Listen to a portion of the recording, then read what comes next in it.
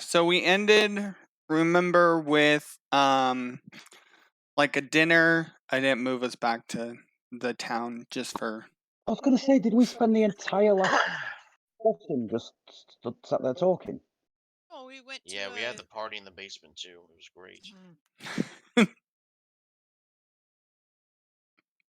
I didn't imagine us having the party in the basement, but retcon. Well, nothing quite accompanies your meal than the scent of piss, shit, and fear. Yeah, surrounded by former slaves. Still in the Squirrel. cage. Just standing there watching you eat and drink and Please, be mister, merry. let us out. Can we Not at least yet, get a it's not your turn. It's like, oh, I'm sorry. Did you think we were the good guys?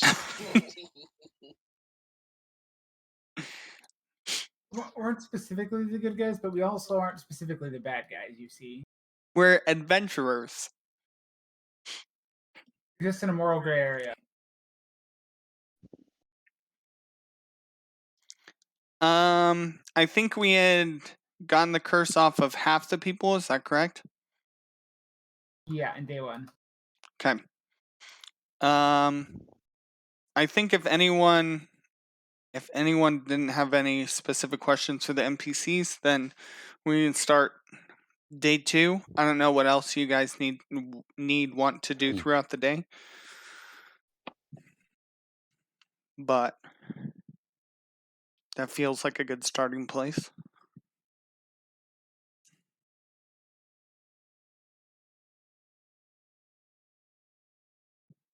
That makes sense to me. We need to cure all these people who are cursed, and then figure out what we're doing about going there. Because we talked about this, I don't think we made a solid plan. We want to go to the meeting and then like sneak our way in, and then fuck some people up.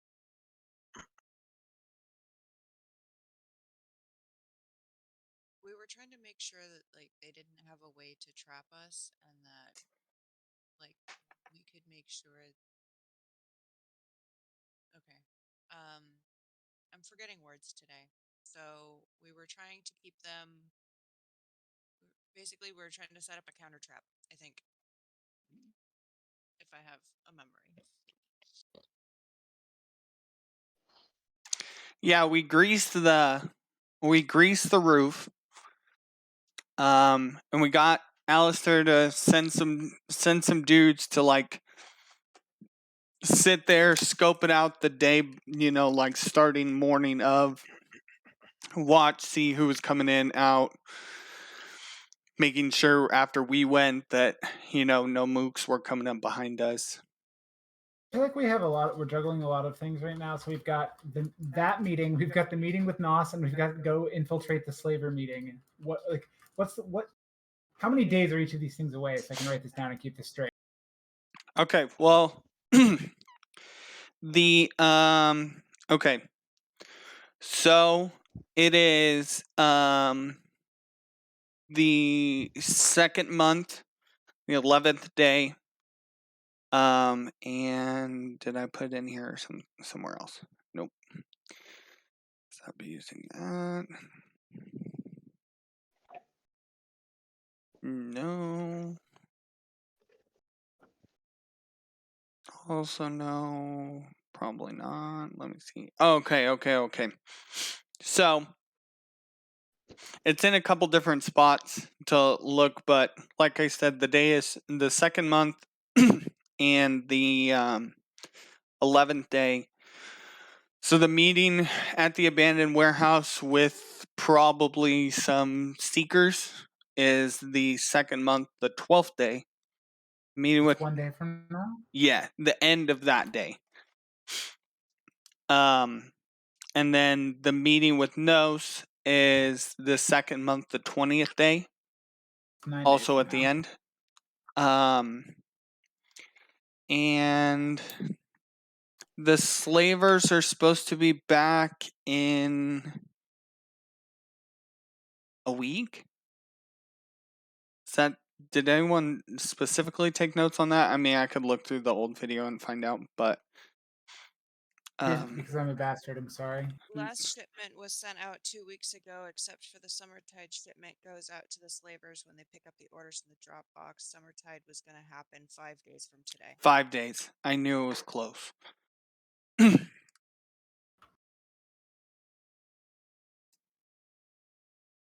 They were going to leave in 5 days. How long does it take to get from here to Summertide? On foot, 19 days. So the next pickup wasn't for like 24 days then, right? Because if they're leaving in 5 days, it's gonna take them 19 days to get there. Right. Unless, and I don't think we specifically asked, but that's assuming they have normal travel speeds. And also assuming that, the jig's not up. Right. How many days are in a month? 28. You did 28 days, 13 months, right? That's what I Yep. thought, but that would be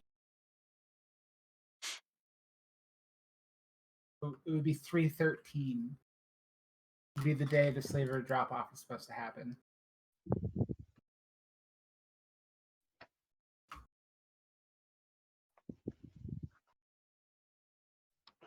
So we got some time between everything. I mean, the next meeting on your agenda is you roughly have 2 days. You have all of today and then whatever planning you want to do tomorrow. But it's not until after dark, so Are we gonna have time to report to shit, the goddess, before we finished off notes? possibly. I mean that's kind of up to you guys.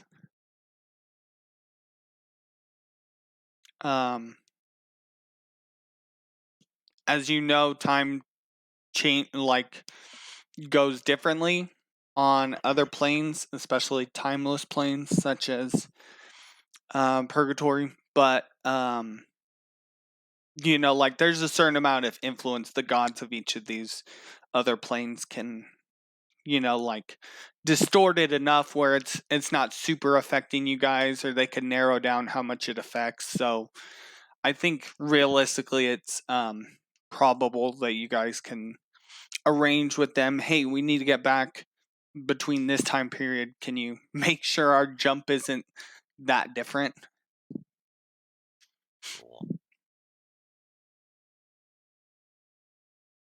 Because I'm still on board with killing notes, but something tells me he's not gonna be a easy clap, and we'll probably need every advantage we can on our side against him. That's fair.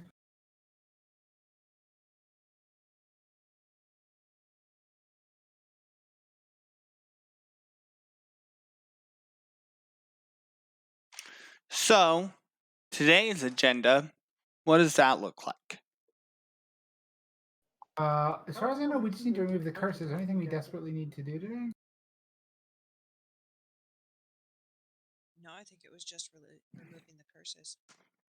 We probably want to, get some. We probably want to question these people once the curses are removed from them and see if they know anything. But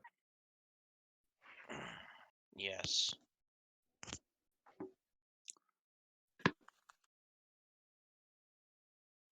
We can. So removing the curses, only takes a few minutes. I mean, you got 3 spellcasters between them, like 20, 30 odd heals, and each of them only take an action, so 6 seconds. So well, I need a few. Some of the minor is going to come from me taking short rests. Which Oh, take an right. hour, so.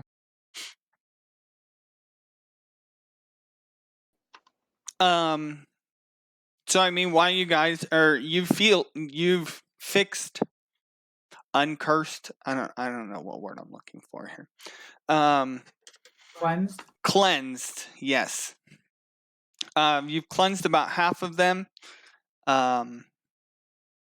did you guys let the half that you've done go if they are from town, or are they still here with the others? Are you keeping them all together until the end? Well, I think Um, we question each of them and then let them go. So basically, like, create an assembly line. We have a few people at the front cleansing them, and then we have everyone else just questioning that we know. Everyone else has like some. If you don't want to go to the doctor's office, you have to fill out a form of like pre-screening questions. Yes. That's basically what's going on here. This is like a post-satisfaction survey. Yeah, we ask them what their experience is like, where they're from, how they got here, blah blah blah. We we ask them, if they need any immediate help getting back to where they're going. We make sure they're all fed and watered because they've been, in cages for weeks and not really taken care of properly. And then we send them on their way once they've answered our questions and we've given them what they needed. So, what specific? Do you have any specific questions? Do you guys just want to know like general points that come up during when you guys are asking people? Well, so general things I'd want to know: where they came from, what, like, if they remember what happened, like where how this happened to them. Want to know. Sure, but I'm saying, do you want those like? So there's roughly 50 people. So do you want each individual? Do you want me to tell you each individual account? Do you want like the general synopsis and any major points that stick out? I think that for logic's sake and time's sake, the general synopsis and anything that sticks out is very, I'm assuming a lot of them are going to give us the same story. I went into this building and then I got clubbed over the head and thrown in a bag, and that's all I remember or whatever, right? Right. so- And I'm sorry. I was going to say, then I assume some of them are going to be, very different. Like, we'll get some very different accounts from some of them. Sure. So the general account, and I think I've said this before, but the general account you get from people is that, they were either traveling and they were asleep at camp, and then in the middle of the night, someone came and got them, or they were in town at the wrong place, wrong time. Like maybe not doing nefarious stuff, but maybe like going to a red light district, and they were on their way through a dark alley and then boom, clubbed over the head. Or, they were out smoking some witches grass, or whatever. And, then boom, clubbed on the head. Exactly. There are a few of them that mention seeing some sort of, seal, or like I would say like a brooch or a signet ring, some sort of identifying jewelry that a couple of them point out. And the symbol on the jewelry that they see is like an anchor looking sort of picture. Again, these people were dazed and confused and concussed probably. So no one's really sure on like the exact detail or like how big it was, or if there was any defining markings on the crest beside that. But a few of them remember some sort of like one of the people, not one of the slavers that was around them, but one of the other, people who kidnapped these people. They had some sort of identifying piece of jewelry that looked like an anchor. Okay.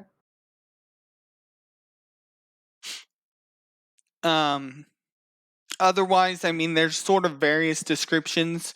Most of them that traveled from a little bit of a distance remember parts of the journey, but they're like decently sure that part of the reason they have amnesia about trips, if they're from farther away, is that the water they were drinking was tainted, because most of these people don't remember eating, just getting water. Because if you know something about human biology, you need water a lot more often than you need food. Mhm. Mm-hmm.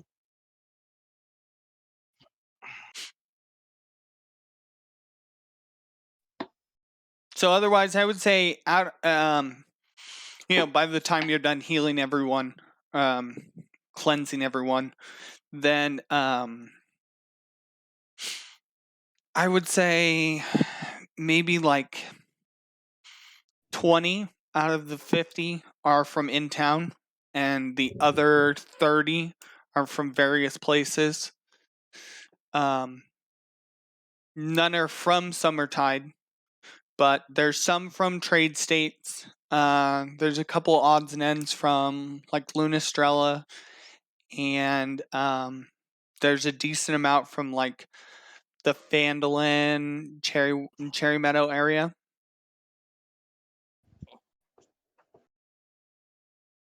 So the vast majority of people were within a. Let me double check time frame.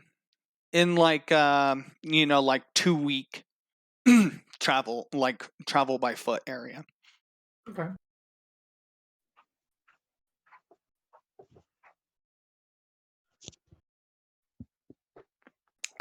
They're all very thankful that you guys no longer, that they're no longer cursed. They don't feel like they're being watched anymore. They feel cleansed.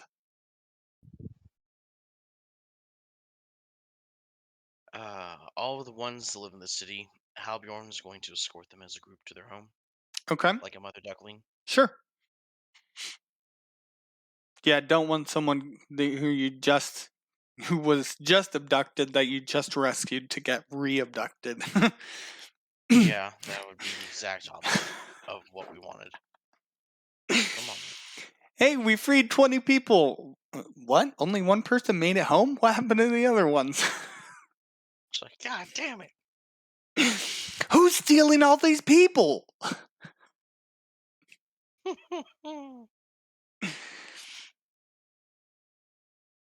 Is there any other questions that you might have for these people that I didn't address?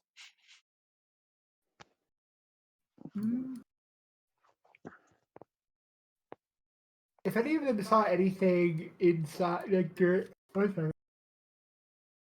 if any of them saw anything during their actual enslavement, like while they were captured, right? They heard anything that might be useful to us, like, heard anything about the slavers or their operation, or So the group of slavers that you have in captivity now, right? Like the main dude, jailer, and 4 peons.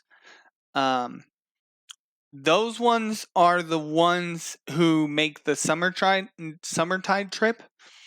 But some of the people who have been there for longer periods of time, the groups that go to the trade states and the ones that go to the tear are picked up by other groups.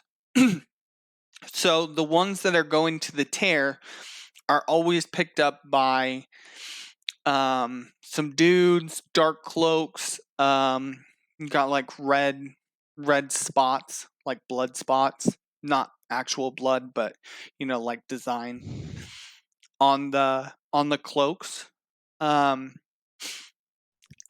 most of the the ones that go to the trade states are usually picked up by a group, also in cloaks, but they're wearing like a monochrome, like a Doppler effect, black and white looking, like design. Does that make sense? monochromatic black, like Doppler. No, not entirely. Now that I'm thinking about it. Okay, so like it would be like lines, and it's like a black line, a white line, a black, like all the way across, like chunks. Vertical lines or horizontal lines? Vertical. Like like jail pinstripes. Right, except for the whole cloak is that design.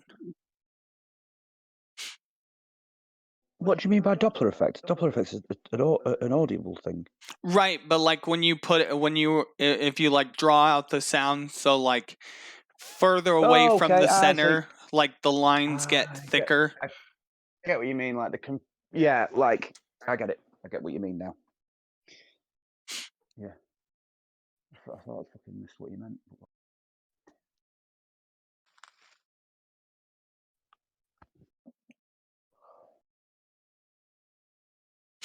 But otherwise, they don't see any, you know, like no one's strange. They can't get well, besides obviously other slavers. But I mean, there's not a lot of people know any of the faces of the other people who come and go. Besides the cloaks, there's not really any discernible marks that the people recognize. The slavers here are the 5 that aren't the jailer are, I would say, apathetic. Like they care for the people as merchandise. So like the people all got like base rations of food, like enough to survive, and water. But besides that, you know, not so much. The jailer, anytime that someone would even, you know, like touch the bars, like the first few people who would like grab onto the edge of the bars, the jailer is much more capricious. If someone would have their hands outside the bars, you know, he'd use something to like smash people's hands. Much more brutal than the other 5. But he wouldn't go into the jail cells and, you know, just beat them. You know, he was just very much like no one touches the bars, no one gets out of line, like that sort of thing. Sounds like we should beat that guy again. Have you, Yeah. the 6 guys, have you turned them over to the police yet? Or are you going to hold the trial? Are you holding them here still? Well, I mean, we need some of them to go with us for slavering purposes because we need. Well, we need probably one of them, right? So the rest of them we could put a trial. So, and we need at least one of them to go with us. We need their leader to go with us, right? Mm-hmm. And the rest of them we could just hang. I don't care. So I think we go and we talk to what's his face, Alistair. Tell him what's going on. Halbjorn will retrieve him after he's dropped off the people.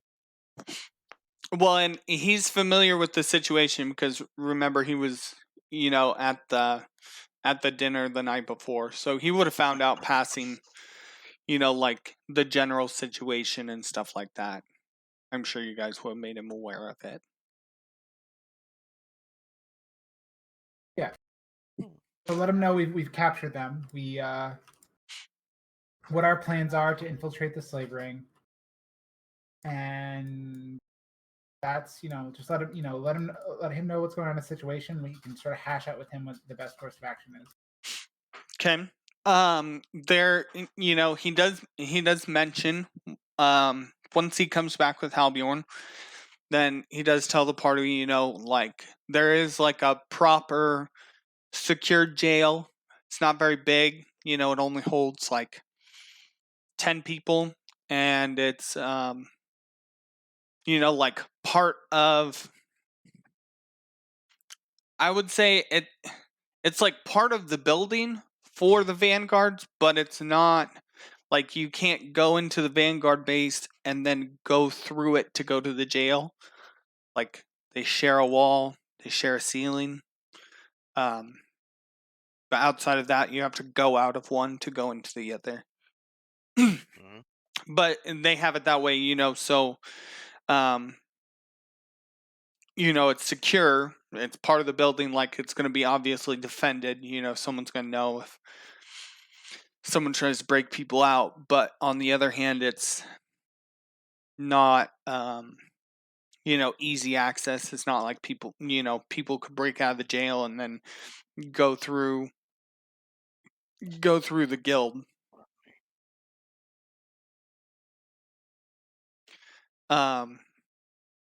And he tells you, as far as the trial goes for the people, like,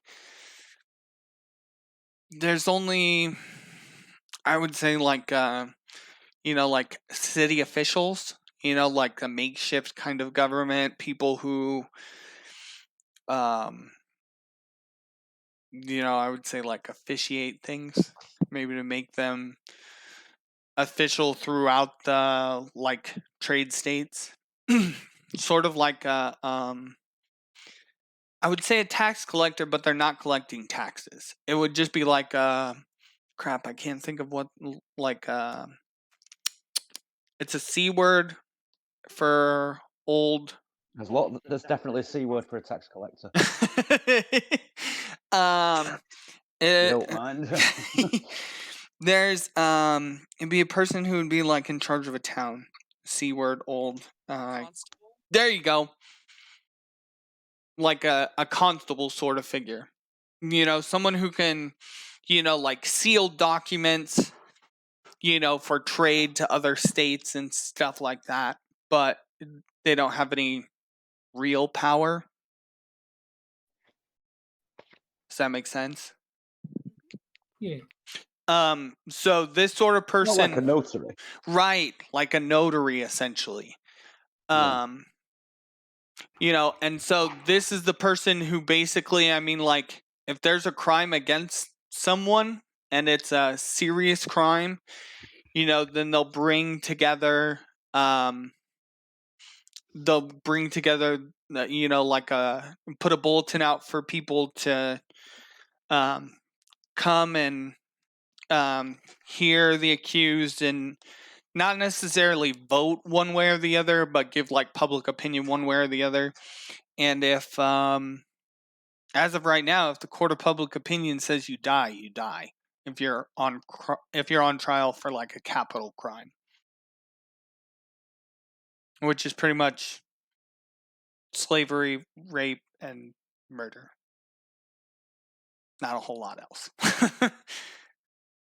Don't forget about treason. I mean, there's no official government, so you can't be treasonous Yes. towards a toward a government that doesn't exist. Try. Well, We if will I not have my way, we will not have very many jail cells because most of the people we arrest will be hung. I mean, why are you looking at their dicks? Shut the absolute fuck up. What you're looking for is hanged, by the way. Yeah, because a lucky man is hung and an unlucky man is hanged. No, the unluckiest man is hanged by his hung dick. There you go. Oh. Only takes 7 pounds of pressure.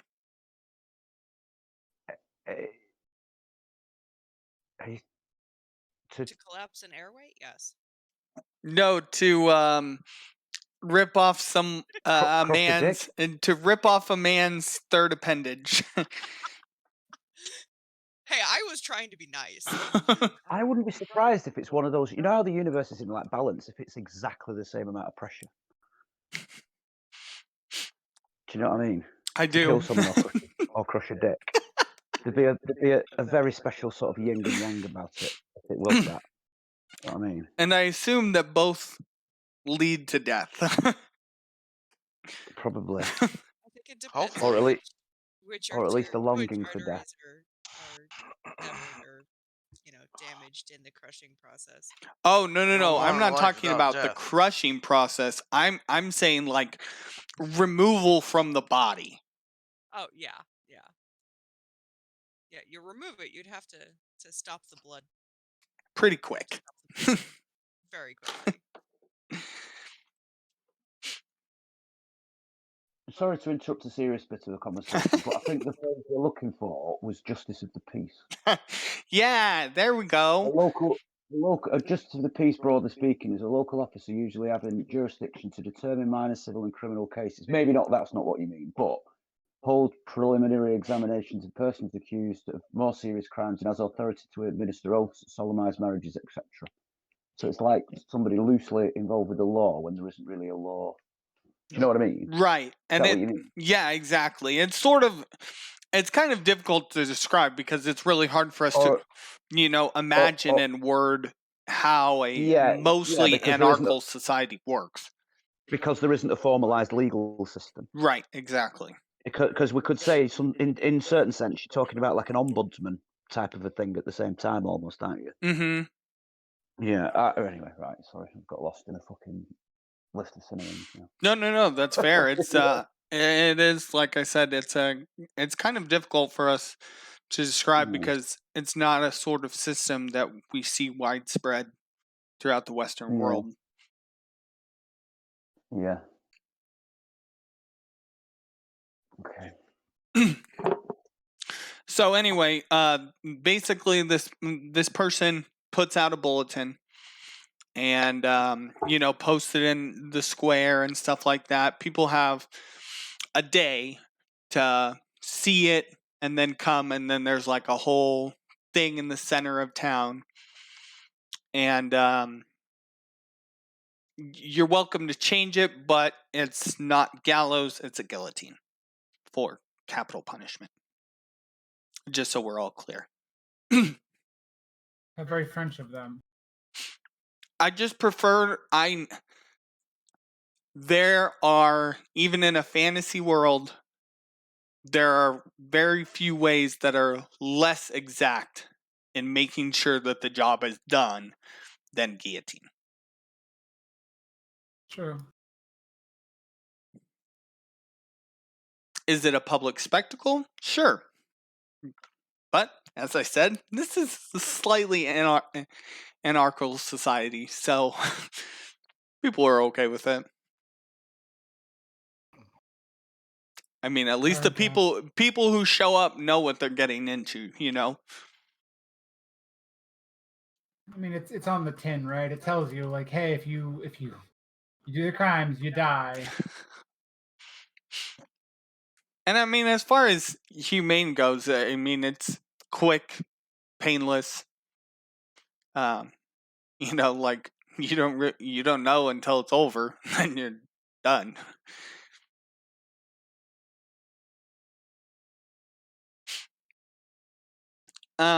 So that being said, Alistair can transport the rest of the people. Like I said, the whole process will take a day. Well, they'll post it today. It's fairly early in the day. So they'll post it today, and then tomorrow there will be trial-ish and probable death. Okay.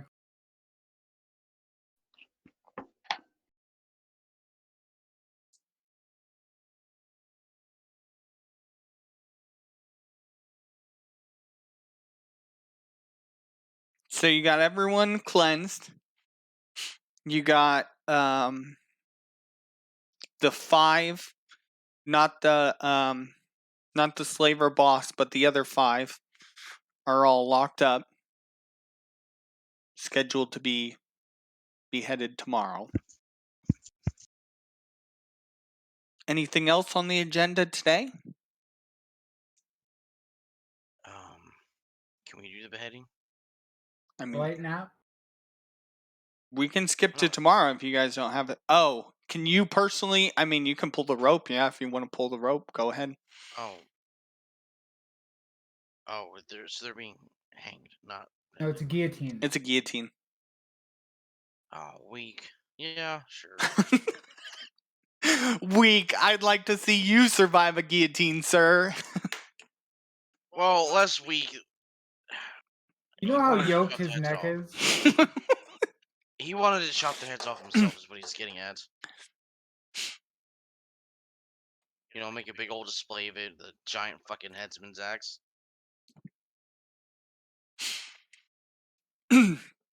I'm sure if you asked Alistair, he would allow it for, he could try and get the constable, notary, justice of the peace person, to probably do 1 out of the 5.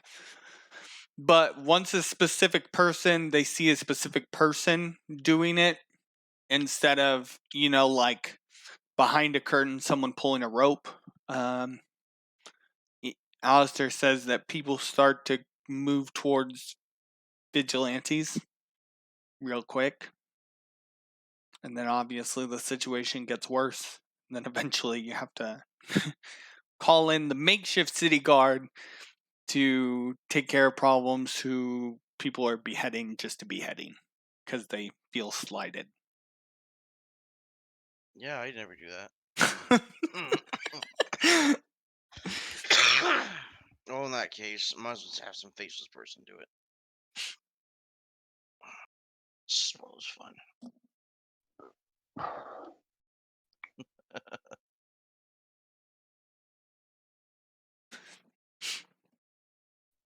Is there anything else on the agenda for today? Do we move forward to tomorrow? I got nothing. Harlan did his thing. Did his thing? But yeah, I did the remove some curses, talk to people. I got nothing else to do. Oh.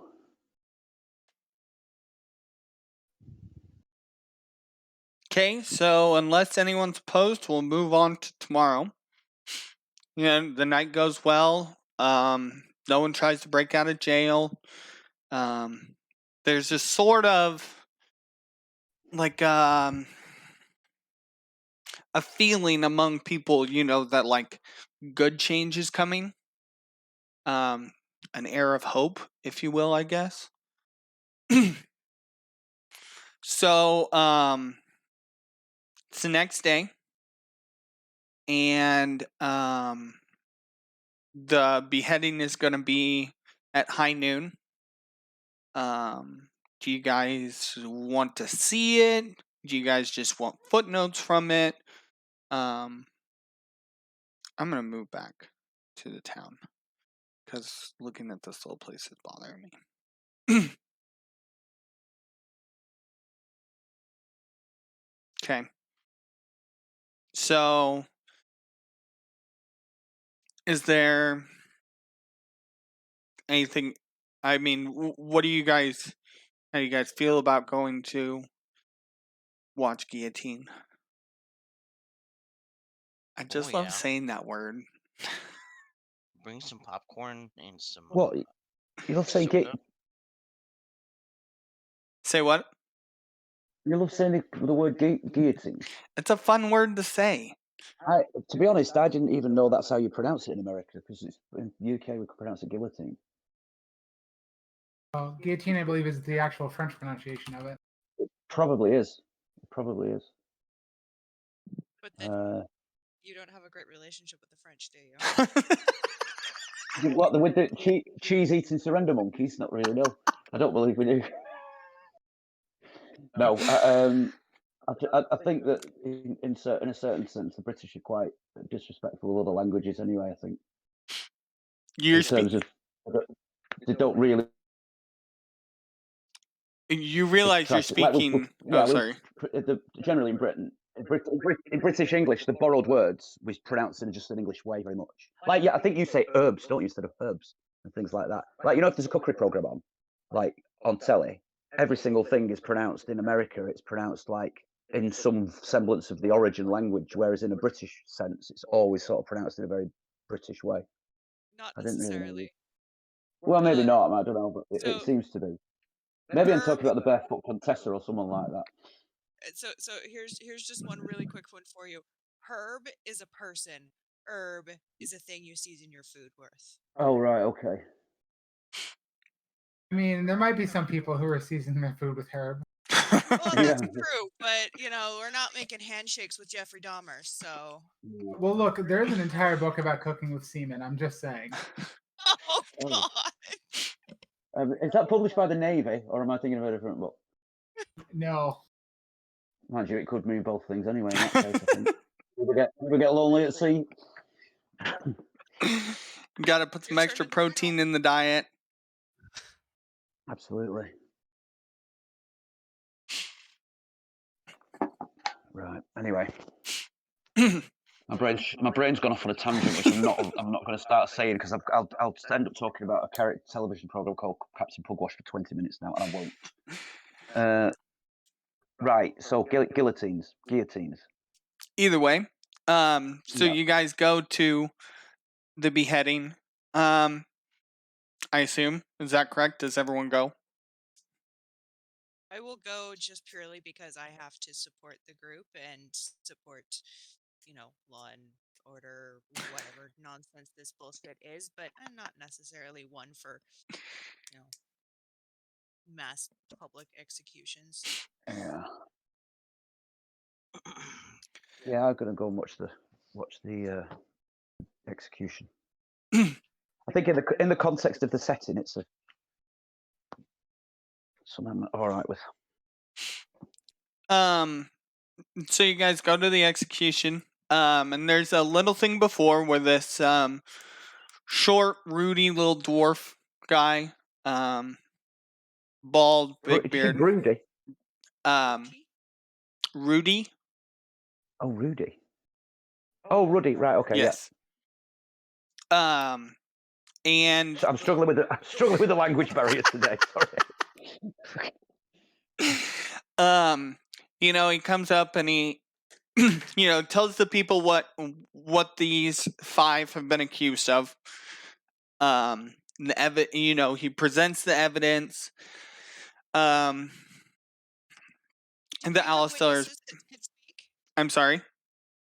Did we forget to have witnesses come to this so that they could speak and be like, yeah, we were kidnapped by these people? Oh, yeah, for sure. No. So among the evidence, he brings forth documents that Alistair has given him, that, like, say the activities of the slavers, where they were caught, like what, and then they have, a couple of the people from town who were abducted, they come forth and they speak out of the crowd and they say, yeah, this guy kidnapped me on such and such day, like these are the conditions that they treated me to. So this little dwarf in the front, goes over all this for the people and then, basically asks the crowd, like, do you vote to convict, essentially? And, not like an applause-o-meter sort of thing, but very, very similar in the sense, if like a majority of people sound in agreement of it, then he says, with no further problems, and a couple of men who you recognized as Alistair's men, but dressed in different garb, bring the people one by one. Unless you guys have any problems with it, then they're gonna cut off their heads. Any objections? Any problems? Any slowdowns? No? Kill them. Okay. So the five dudes get beheaded. They all, they're all silent. Except for the jailer. He says he like mumbles something under his breath. And when they ask him, do you have any last words after his head's, in this thing where they're gonna, drop the blade down, then he says to the people, he says, if you're in the front, you can hear him. He says that, like, may Azrael curse you all, and then off with his head. What a swell guy. I was just thinking whiny bitch. And which one was that again? Sorry. The jailer. That was the jailer. The jailer? That was the dude who we took off the armor. He had the weird, like, dark veins near his heart. The armor all has, like, infernal contract written on the inside of it. Hey, can we set his shit on fire? Like burn his corpse? Because we want to make sure, like, that's it. He don't have no body. Sure. I mean, like the the little dwarf who's in charge, the jailer goes last, and he's like, "Yeah, sure.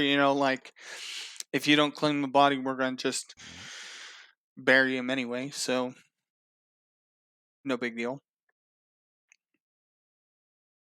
I don't really want him, but yeah, all right. Make sure. Well, you can just torch his body and then bury the ashes. Yeah, all right, cool. So you guys find a decently cleared space on any edge of town, and roast you up a little jailer. Yeah. Delicious. It smells High like in chicken. protein. Add a little charcoal on there. Great dinner. You don't want a prion disease and not eating human flesh. No, that technically, I think it's primarily from organ meat and like gray matter. So if you Yeah. stay away Oh. from that, you should be okay. Yeah, get Is it? yourself a good bicep and you'll be fine. Yeah. What's that? You get what from what? Prion. Prion. Say again. I didn't. It's like the one in I didn't hear- humans. Oh, prion. Prion. Okay, right. Yeah, you don't actually want to eat these guys. Especially the jailer. He's probably hella cursed. Prion. Prion would be a good name for an electric car, wouldn't it? So, like, I believe mad cow disease is a prion disease. Yeah, Yeah. That's correct. as is man, I can't think of what the deer one is that I hear about all around here. But in humans, it's Jacob's. It's like Jacob Crenshaw or something like that. I did nothing wrong.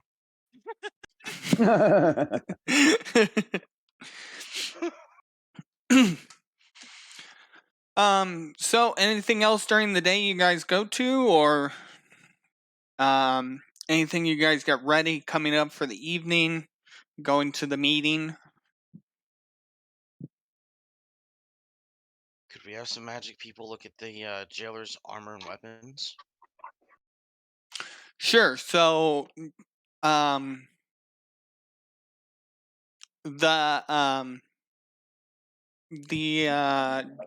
other druid that you guys brought that came in and helped, she is she's still there. Ciella's still there, and Nina's around. So is there a specific person that you want to look at the armor, or I think Cielo would probably be our first choice.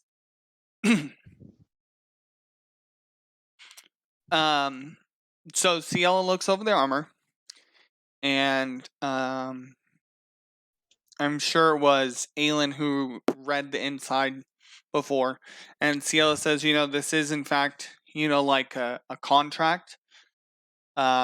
Basically, after this dude dies, she explains that he'll go and he'll, start his netherworld experience as a, like beginner devil, is I guess how I would put it. People who are damned obviously go to the netherworld after judgment. And if they have I would say like a hold or a contract on their soul, then they pretty much like skip purgatory and go straight to wherever they're supposed to go, right? So wait, did we give this guy a fucking power up by killing him?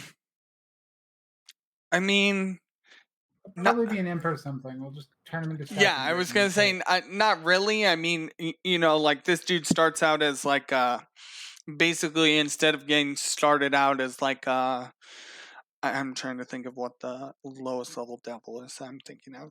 It's like a lemur demon or something like that. An What was it? abyssal chicken. A non-abyssal chicken. Caw.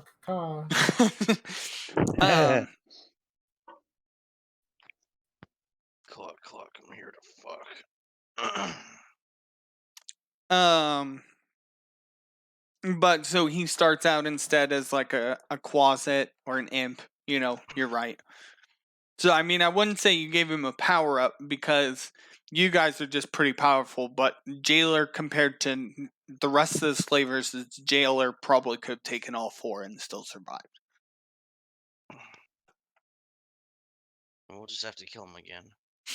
Easy peasy. Easy clap. Otherwise, the armor is just like normal +1 armor. Like there's not anything super particular about it except for it kind of details there are some possible negative side effects to people who have not signed the contract to wear the armor. Is What you're it? saying is that he sold his soul for a +1. +1 in And a +1 armor and a 1d10 cantrip. That's all you need. I mean, what else would you want your soul to be sold for? Oh, dear.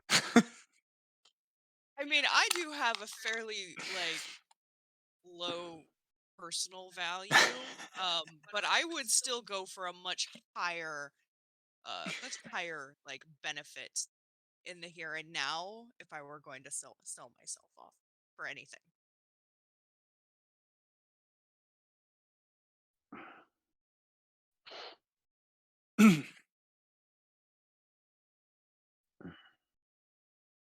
Okay, is it medium, heavy, or light armor? And could we possibly get rid of that contract on the inside?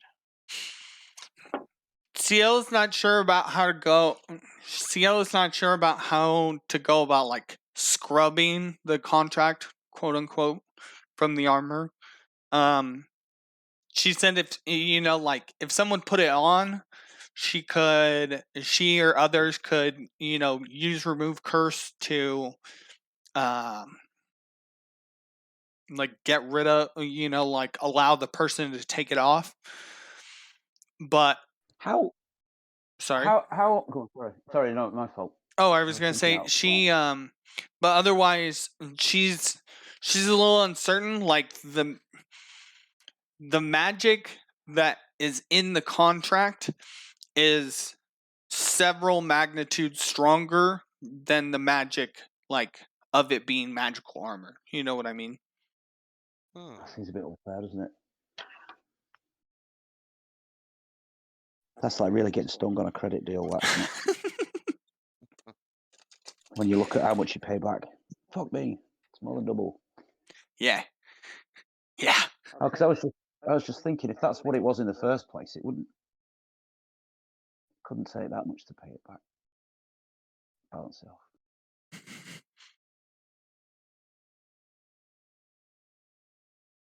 Anything else about this armor you guys are interested in? I'm struggling to see if it's even worth messing about with. Yeah, I say we lock it up. Maybe put it on display or something as a trophy. Why don't we give it to someone we don't like? Because then we'll be giving someone we don't like a suit of +1 armor and a sword that's probably got some weird, Yeah. crazy effect on it. But that'll do them more harm than good. You don't know that.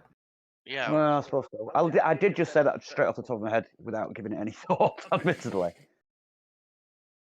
Which is why you're the fearless leader. Yeah. For some incomprehensible reason. Yeah. True. Just spitballing. That was a bit of a why don't we inject ourselves with bleach moment. Yeah. Do you think maybe we could talk to Azrael through the armor? Like, hey, what's up? It's your boy. I mean, you could definitely use it as some sort of like focus. Like what were we talking about with scrying? Right? Didn't we do something like that? Yeah. Oh, could we please? What is Just like open up a brief communication between the party and Asriel.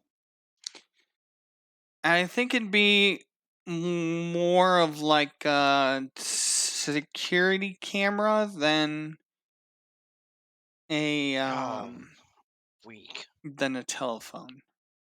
Let me look. Does Spell creates an invisible anybody? sensor. You can see and hear through it. Moves with the target. Remains 10 feet in duration. Yeah, Does anybody have sending? No, I don't. I think we asked this about once a session. Yeah. Can't wait till I get through those slots. You mean at the very end of the campaign? I don't want to hear it.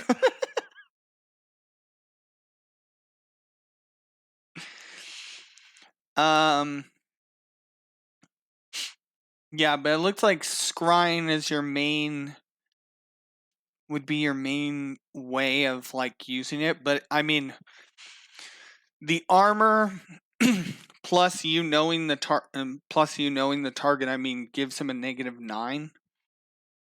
So it's worth a shot if that's something you guys want to pursue. That being said, -9 on a god, I couldn't tell you right off the bat where your chances are of doing a decent like mark on that. Well, that'd be probably something worth pursuing at a later point. If there's nothing else to be done, then Halbjorn's just gonna go out and buy a scroll of sending.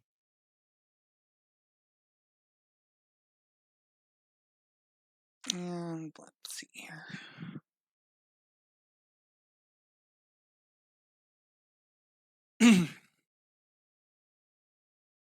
Scroll of sending. Out of pocket, of course. Sure, he's got some dollar dues. So whatever you have.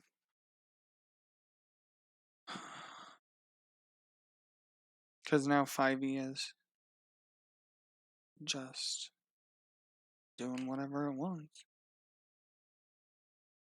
Sometimes it's down, sometimes it's up.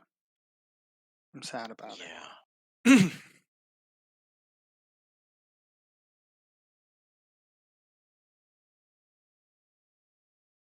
But I can find cost on that and let you know here after a bit. Well, let me look in the backpack.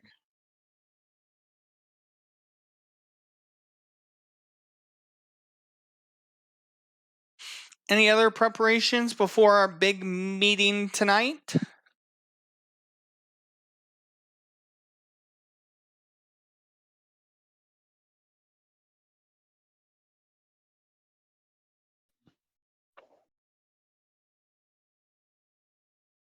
I can't think of anything.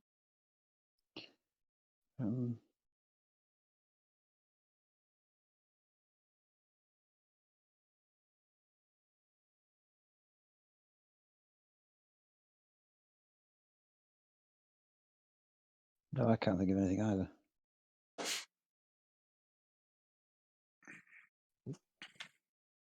Okay.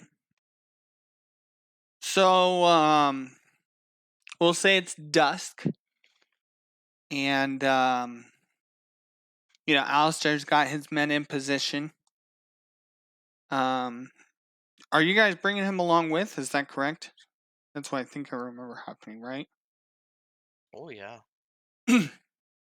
Alistair? Yes. And Ciela as well? Yeah. Yeah. So, the 6 of you go and, you head to this abandoned warehouse. Very quiet, very calm. Not necessarily eerily calm. It's like it's dusk, so you can hear and you hear less and less, animals are settling down for the night, and People are starting to close their houses and stuff like that. Do you guys go in the building beforehand? Do you wait outside? Are we splitting?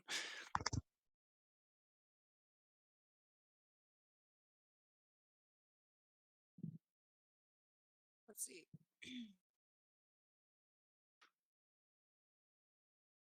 Never mind. I had a thought and then I didn't.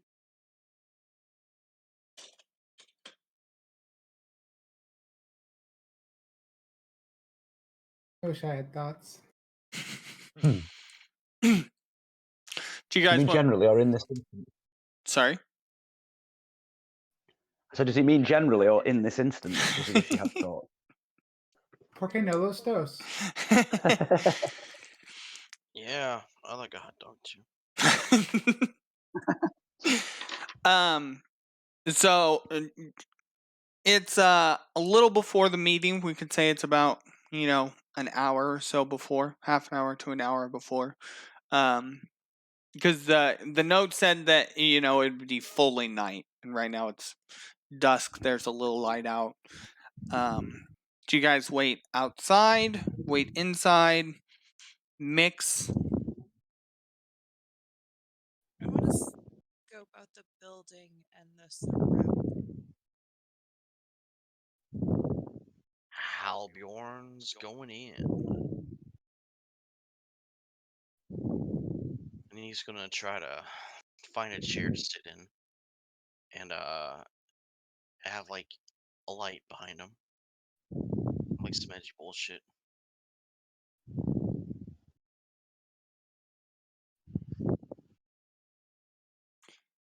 Can I do a perception roll to see if anything has changed around the outside of the warehouse or in like the alley vicinity or like the street area since the last time we came down? Like noticeably different. Sure, of course. So everything seems to be in about the same place as it was before. You might have like some of the junk has been cleared up, or some of the debris, I guess I would say, not really junk. You know, but it's increased in other places. Maybe a lot of the buildings are pretty run down. So maybe the collapse of one roof has been cleared out, but another roof has collapsed. So As it looks like normal everyday, everybody going about their business and not like intentionally setting things like not intentionally setting like not specifically traps, but right. No, I understand what you mean. Yeah, no, it's all pretty normal, phrase goes, as much as everything changes or stays the same. yeah.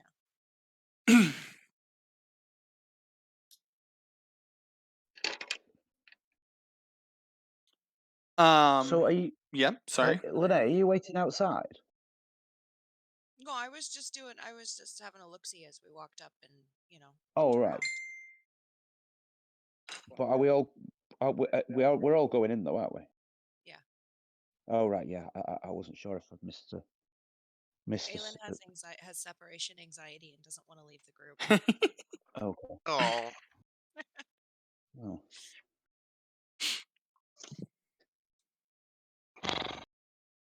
Which definitely goes completely backwards to the personalities traits I have noted down.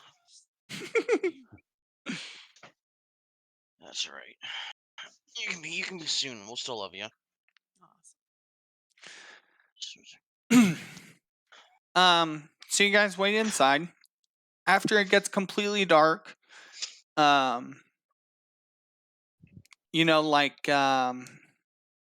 if there's not really windows or anything, but I assume every so often, at the very least, Alistair's like peeking outside, like checking around, looking for signs for his men.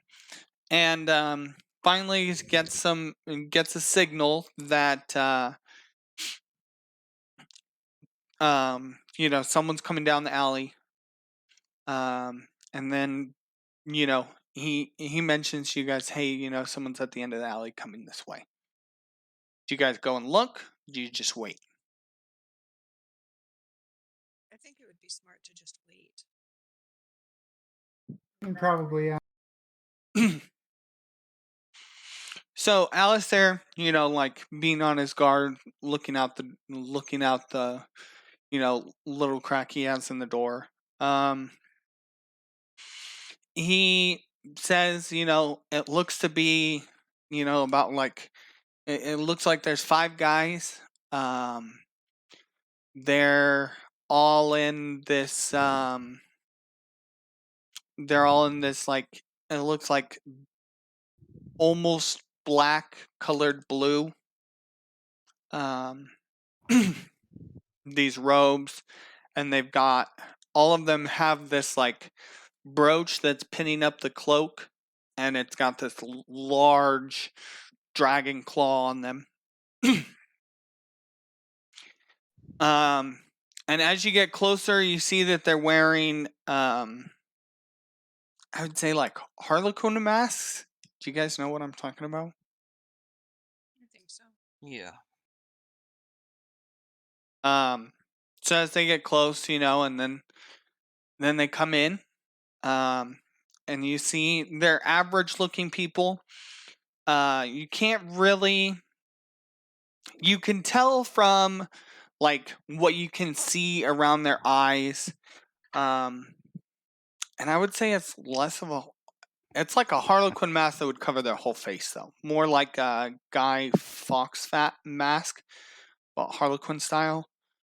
I don't know Yeah. if you guys know what a Guy Fawkes mask is. Pete, if you don't know what a Guy Fawkes mask is, you can go fuck red. I'm wearing one now. No, I'm not. I always wear my Guy Fawkes mask when I'm playing D&D. Weird. Okay, you're out of the group. Sorry. Not actually, sorry. Oh, good. I'm glad I didn't mention my PVC catsuit. I'm wearing. That's No, acceptable. You're The definitely staying fucking in the group.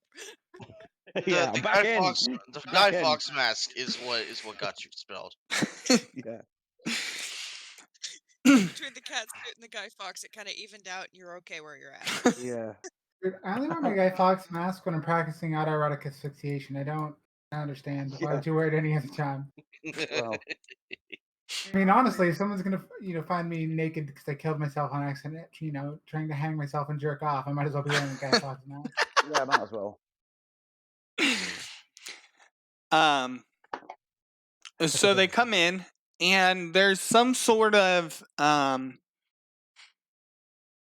it doesn't, when the first person speaks, the first thing you notice before you even notice it, and before you even are like consciously listening to what he's saying, the first thing that you all notice right off the bat is there's some sort of distortion for his voice.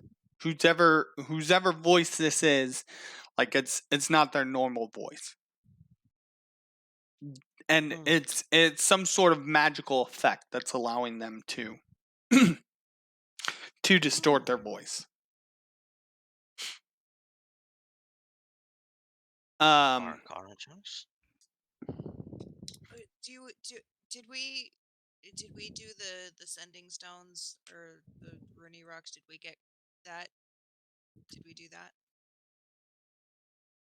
We gave one of them to Ciela. I know that. Okay. Do you have to verbally speak while using them, or can it be a thought?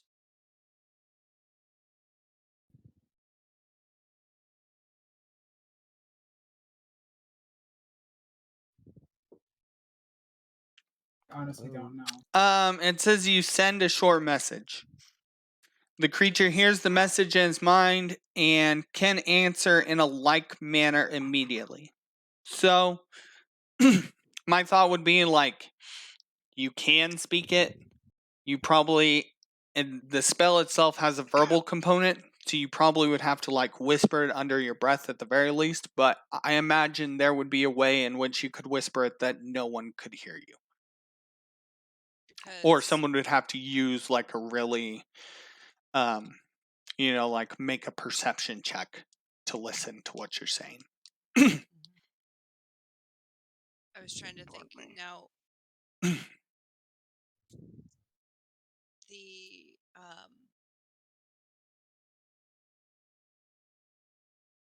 never mind. Never mind. Sorry. Nope.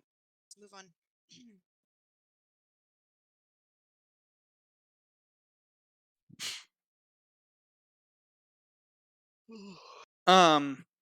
So the the person speaks to you, like I said, and their voice is distorted, and they say, like the first thing they say is, we're very pleased you could make our meeting.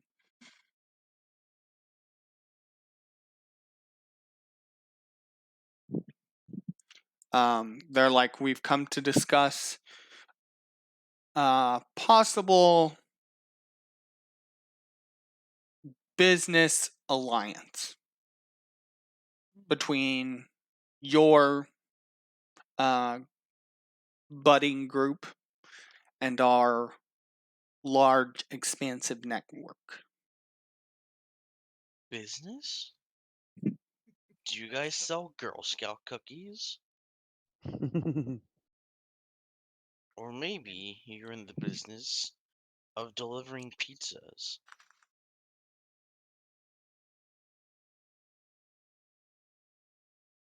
And you just see the people in the Harlequin mask just like blink. They're just like, this guy. Yeah, this guy.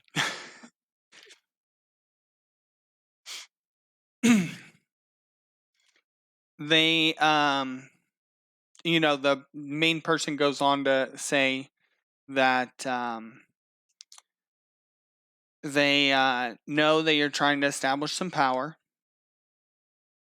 and establish some dominance here in town, and they're well aware of the situation at the Tear, and maybe even I wouldn't say smugly, just like matter of fact, points out that at this point in time, they probably know more about it than you do. And they're willing to combine resources, knowledge, and really just knowledge, share notes essentially with you guys.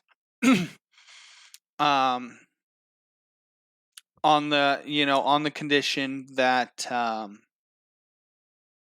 like essentially you guys won't screw them over, because they know that you guys have had dealings with some of their members in the past. They don't really go into it or even how they feel about it.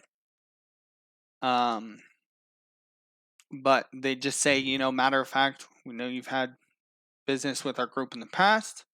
We don't really want any animosity. Like, we have our own agenda. You guys have your own agenda. In this particular case, part of our agendas line up. Hey, enemy of my enemy is my friend. So, what do you think? What, like, do you have any questions, etc.? Yeah, why is your voice disguised? Also, who the hell are you? Take those masks off if you want any chance of us taking you seriously, and that's your word. And third of all, what is your agenda? So, first, they reply pretty simply that they use the magic and the mask to disguise themselves, to keep themselves, like to keep this part of their life separate from the others. So that's a no starter for them. They're not going to remove or change any of their enchantments or do anything like that. They do say that their agenda is to like increase the I would say like the power or the influence of dragons on the material plane. Like um Oh god. there was there's a lot of chaos in the world right now, and there was more order when the dragons were around. So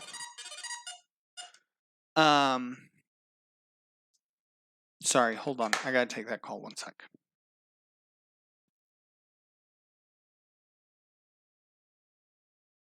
We should probably just kill these guys. I was just thinking, it sounds like we should kill them. Ugh. Ah! Pardon me. Yeah, How, let's go. how big of a group are they? Like, I know, like, do we have any idea of, like, the scope of their group overall? It seems to spread across like the entirety of the continent since they're like fucking everywhere. Yeah, this is not me saying we shouldn't kill them. This is more, do we want to fight a war on two fronts right now? That's a fair point. I hear you. I'm not saying we shouldn't kill them. I'm just saying maybe we shouldn't kill them right now. Maybe we should just turn them down and move away and be like, we'll be back to murder you later, sort of thing. Maybe not say it to their face, but Yeah. We certainly can't kill them all at once if they're all across the continent. We'll get those cheeks later. clap, clap. I don't. Yeah, clap, clap.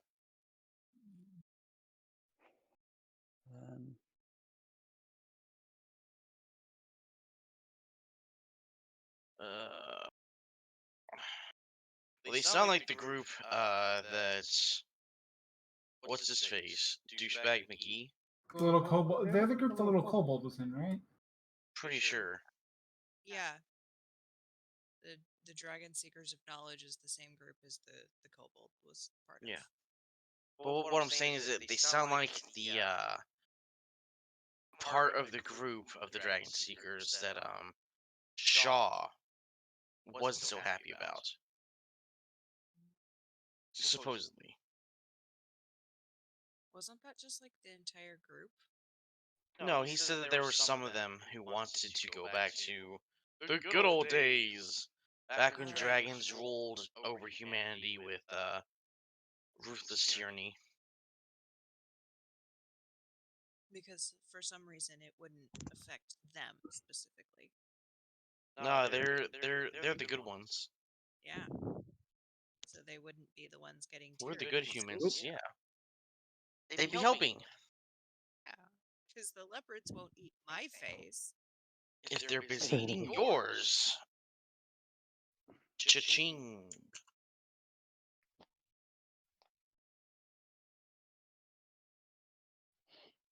What do you have to do to get the leopards to not eat your face is not have a face to begin with. Ooh. Maybe that's why he's wearing the mask. He's just a faceless little bitch. Gone in the wind. Sorry about that. I took my car in to get some repairs done this morning, and they called back and they were like, actually, if you want us to keep going with this, it's going to be like 4 times what we quoted you yesterday. And I was like, whoa, whoa, whoa, whoa, whoa. Let's pump the brakes on that. I hate those phone calls. What's wrong with your car? Well, and it was something simple. I took it in for alignment because one of the so yesterday when they checked my tires, they found a nail in the sidewall. And so they said, "Hey, we can, like you can just buy a new tire if you want." And they gave me a price for that, and they were like, "Or for $50 cheaper, we can just throw road hazard on all your tires and do an alignment, and then we'll save you $50, and then we'll just count this tire as one of those under road hazard, since we had like, I don't know, like 5,000 miles on the tire or something like that. So then they'd just replace it then, and that would be the one that would be covered under road hazard. But then they were like, some of your stuff is a little loose. Like it's fine for right now. Eventually, like fairly soon, you're gonna want to get looked at. But yeah, the price that we quoted you for the alignment would be like 4 times more if we had to go in and replace these parts. And I was like, oh, I'll just pay for the tire then. Yeah. I mean, This is like America. I do want to get it repaired. You know, it's tie rod ends, and I need to get them repaired. But at the same point, not looking to spend 400 versus 100. What I was looking at today. You know what I mean? Oh, for sure. Yeah. I sometimes think it'd be easier if we all just went back to using horses and carts instead of cars. Yeah, but then you have to feed the horse and you have to shovel the shit. You have to. Yeah, but at least have like if you've got 2 horses, those horses can make more horses. I mean, you could just solve the problem by feeding the horses to shit, right? Then the problem's done with. Oh yeah. And also if you really need to, you can at least shoot your horse and turn it into some glue or something. I don't know what the process is, but I believe you can. You can't do that with a car. And you also have meat instead of glue. True. I don't know. Car meat doesn't sound very appealing to me. It's really hard and it's not. Yeah. That weird, like, I've you know, used horse decorative layer on top, and then if you get into once you get into like the inside meat, it's all like fibrous, and foamy. It's kind of nasty. Did you not see that story a few years ago in Britain about the lasagnas that have been sold in supermarkets? The frozen lasagnas that had fucking horse meat in them. No. Yes, almost exactly why I Yeah. mentioned, because I Right, yeah. Practically everyone in Britain. Luckily, I wasn't living in Britain at the time, right? But practically everyone in Britain had eaten a lasagna over a period of about 5 years. And definitely eaten fucking like some Polish horse meat or something, and not even decent horse meat. Basically, horses that had been sent to the knackers yard that were then shot and fucking used to pad out the meat that was getting sent over to supermarkets. It's horrible. Seems weird, anyway. Nay. Oh. Ooh. Yeah, the irony of it is, though, having it smuggled into your supermarket food makes it seem horrible, but there's probably some people who would have gone and paid a premium if they'd been on holiday in France to eat some sort of like fucking like, you know, some like some rare mushroom stuffed with a bit of fucking horse tongue or something like that. They would have probably paid fortunes for it because it would be classed as a delicacy. Do you know what I mean? Right. Oh yeah. But having it in what should have been basically your normal meal, suddenly it seems disgusting and revolting. I don't know whether it is or not. But there we go. Anyway, So sorry. where's I at? The guy says, you know, like there's there was order, now there's chaos. We want to return to order. You know, essentially, sort of thing. But he's not undisguising himself for any reason. Like, nah. It sounds like we don't have any business to do with you. Well, and that's fair. You know, like this is me speaking, not the guy. But I mean, that's a equally fair point. That like if they're not going to concede, by all means, like you guys don't have to take it. You guys don't have to anyway, obviously. But I don't know how you guys feel about that. So what's your next step after he tells you this? So we were talking about this a little bit while you were gone on the phone, and our stance was, eventually we're going to want to kill these guys. Like, we kind of want to kill them now, but we don't feel like that's going to be. We feel like that's going to be starting a war on another front, and we don't need another war on another front, to be honest. So we're probably just going to turn them down and fuck off. Actually, as we had the conversation, it sounded quite organic and therefore reasonable. But just put it as a sentence like that, we're probably going to kill them, so it's not really point to any business with them. Sounds a bit blunt, really. Well, the But beginning of that our, is where we're at, isn't it? conversation was, well, I kind of want to kill him now. Yeah, I kind of want to kill him too. Yeah. Well, okay. Everyone's so in the if same we kill place, them yeah. all right now, we're gonna have a bigger fight. It's gonna be messier. Yeah. So That's where we're at. That's how we got there, isn't it? Guess whose Yeah. idea it was to kill them? Both of ours. Because killing someone who wants to be our ally for a shitty reason, if it was anyone other than Halbjorn first, I'd have been surprised.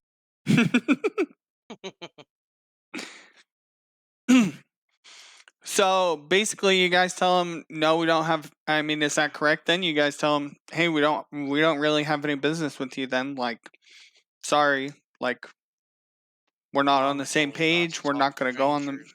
you know, like, we're out. Sorry, get out. Yeah. We're Yeah. not doing this deal today. Okay, and the guys in hoods are like, like, that's your choice. Wish you well. Like, hope your stuff works out for you. How would I say that they say that last line? I don't want to say in like arrogantly, but or smugly, but like they're Facetious. like he says it, but he really means like I like you guys aren't going to be able to succeed without us. So like, good luck. An almost hint of passive aggressive in there. Yeah, exactly. Yeah, like you're not gonna you're not gonna be okay without us type thing. Right, exactly. And they just turn around and leave. Good, fuck them. Do I have to? Not literally. Also, I mean, honestly, there's probably a big enough strap on to make it painful somewhere. So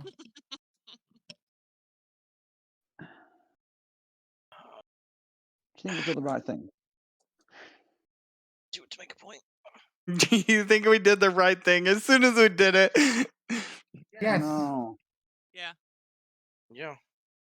if our dealings with their the first of their members that we encountered suggest anything, they're gonna just scumbag us no matter what. So like, just know. So, because there is an element of like, because our general position on most things is we either do a deal with someone or we kill them. Yeah, Like, basically. every single NPC we meet, that's basically what happens. And even the people that we do dealings with, it's really just a stopgap until we eventually kill them. And I'm just starting to wonder whether they're thinking the same of us. Well, if we can't do any business in the meantime, I don't know. It's a fair question to think about. They're very much like if they're not allies, then they're almost instant enemies, aren't they? That Yeah. just made me Okay, think with- of The Princess Bride. Good night, Wesley. Sleep well. I'll most likely kill you in the morning. Yeah. Classic film.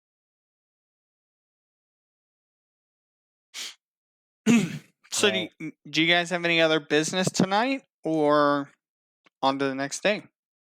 Well, that was a quick meeting. Yeah, it was. I mean, I was honestly surprised it was that quick.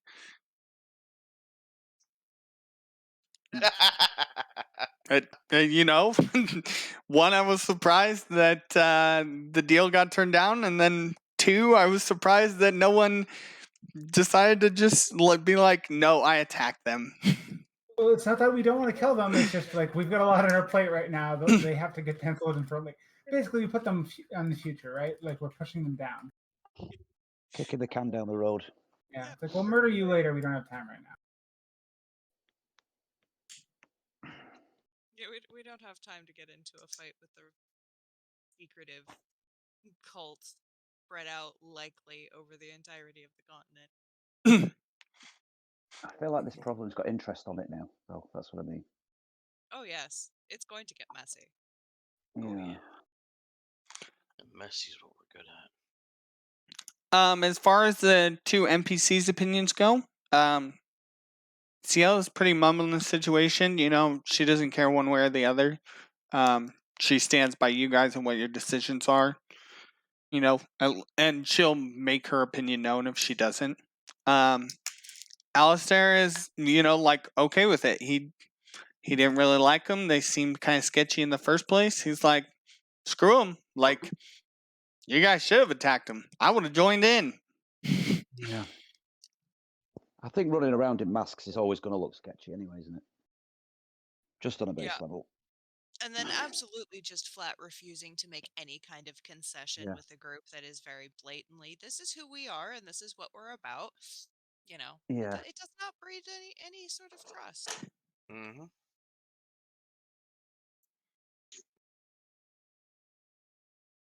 Do you think we should get masks? We have gas No, masks. really. No, really. I mean, like, as a group, so that, like, every now and again, we can just go, right, we're going to sneak in this room, but let's put our masks on. Dude, Just I've got a so- gigantic beard. It's not gonna work for me, and I'm not shaving the beard, man. Oh, you Yeah. could, but you could plait it or something. We get appropriate masks. I We're think we not should. playing fucking Payday. We're not. This isn't Oh, a fun with Dick and Jane scenario. right. Well, I think in Samuel's head a seed's been sown. And next time we go to a market, he's going to try and buy some masks. So next day, unless you guys have anything else, What is the next day? that's up to you guys. The first day of the rest of our life. Well, what comes after the meeting with the cultists? Next up is so the slaves are supposed to leave in 5 days, and then they're supposed to arrive 19 days later. So that would be today is the 12th. So in a month we need to be in whatchamacallit, and in a week so next day, 1 week from that is our meeting with Nos. So we basically got a week of free time. Well, Halbjorn's just gonna get on the horn with his goddess, be like, listen, we have a present for you. Please receive us. I'm going to have to get going. Because it's 5 to 5 where I am. So I've got to get going. Farewell. Have to come to you anyway, so you best be going. All right. All right. See you next week. See you next week. Later, Pete. Oh, see Bye. ya. Right. Ooh, I can't set it off. I can't get out. I always do that. I always say bye and then I turn off Roll20 and I'm still stuck in fucking Discord. Right. Bye-bye. Farewell. Bye.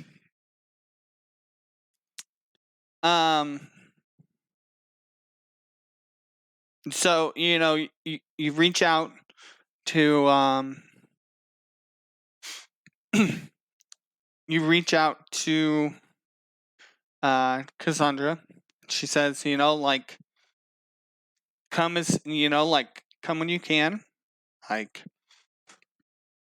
time doesn't change here. So if you come today, come yesterday, come tomorrow, like, it's all the same here. So It's all the same. whenever. Well, in that case, we need to get a fruit basket. You take another one? Oh yeah, All right. always take a fruit basket.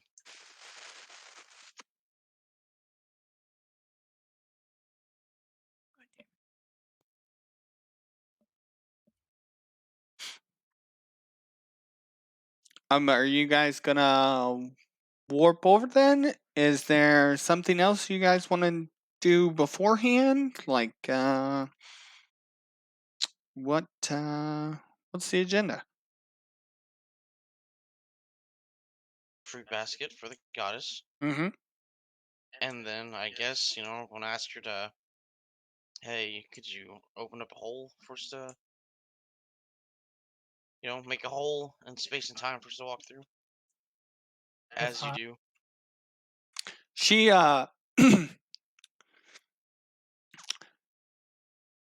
she says go to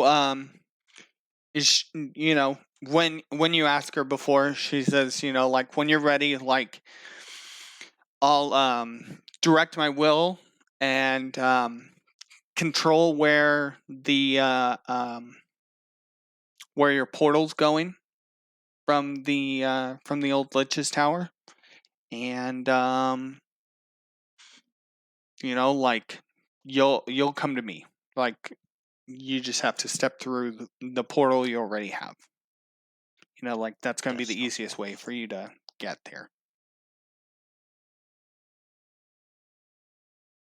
Is that where you guys head? Sure. Yeah, I think so. Sounds good. So you guys head to the old Lich's Tower, now your tower, and Nina's done a really good job of cleaning up the place. You can hardly tell that it used to be inhabited by hundreds of monsters.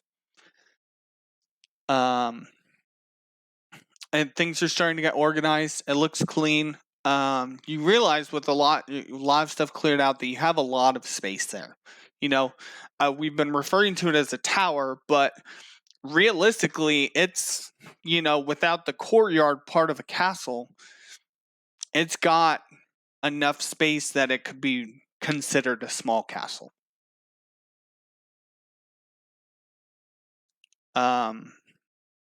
Looks fairly nice, Nina waves, kind of gives you guys a little fill in of some of the stuff she's found. It's more of the same. She's just cataloging a lot of the different artifacts. She's found a number of them from different planes. None from the Holy Plane, like Nirvana, but several artifacts, both from the Netherworld and from Purgatory. Little trinkets, mostly charms, signet rings, that sort of thing. Books, lots of books. And I believe the last time you made it blatantly clear that these were all artifact level items, right? No, I made it blatantly clear they're not artifact level. I'm pretty sure I spent like a full 2 minutes making sure I had your attention when you understood they're not artifact level items. These are like common level items, maybe uncommon. Oh, gee. Something must have got lost in translation there, man. I don't know what to tell you. So when you guys go up to the 4th floor and there's that portal there, the color of the portal before is sort of like when you've seen it before since the Lich was killed. There's it's like a golden thread almost before, but now the thread's very much purple. And you can there's sort of like an eerie silence coming from it, and since you guys have been to Purgatory, it sounds like what you remember Purgatory sounding like dead still. Is Nina still with us? Nina's around the tower in general. I mean, she's not specifically with you unless you guys want her to be, but generally she's just poking about in different parts of the tower. Just gonna say we can invite her along with us. That might be a nice thing to do. Hey, you want to meet a literal god? Yes. Is that okay with everyone else? Sure. Okay, so the 4 of you plus Nina, and CL, I assume, or CL stay? I feel like we should keep her here to run things because we need someone here to run things and be ready if things go tits up. And I feel like she's just the person we usually rely on to do that. Sure. So we got the 4 of you plus Nina. Step through this portal, and Okay. you find yourselves once again on the steps in Purgatory. Right there. And there's hordes of there's this long DMV line, as I've said before.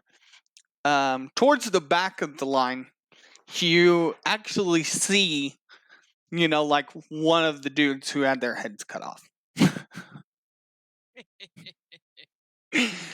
He's just walking in the line as it pulls up.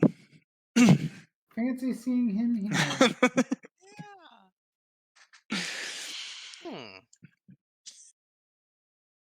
Just to be an asshole, I want to wave and smile very brightly and say hi.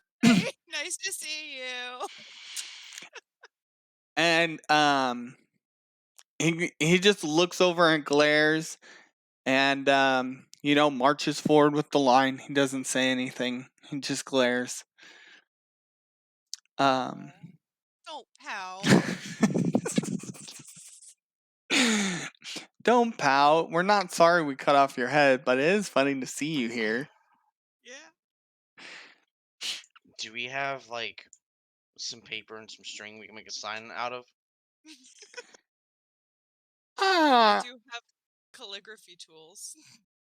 Right. We should very quickly make a little manifest of each of their sins and hang it around their necks. This thing like where people like will shame their dogs, they'll hang the sign around their dog's neck and take a photo, put it on the internet. I I- was a slaver.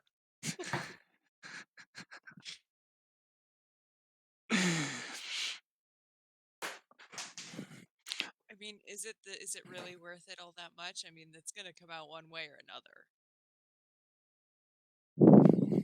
Not really, but also yes. Just for that satisfaction level. Yeah. Okay. So you guys put this thing on him, and he doesn't resist. As you're starting, the more times you've been here, you start to notice that like the people in line are aware of what's going on, but beyond that, their capabilities to interact with the world around them pretty much consist of like looking. You don't hear. There's not like conversations out of people. They're not talking. They're silent. They look around. They can make facial expressions, but they don't vocally respond. They seem to only truly be capable of moving forward in line, observing their surroundings. That's what you're saying. Right. So then I assume you guys head in.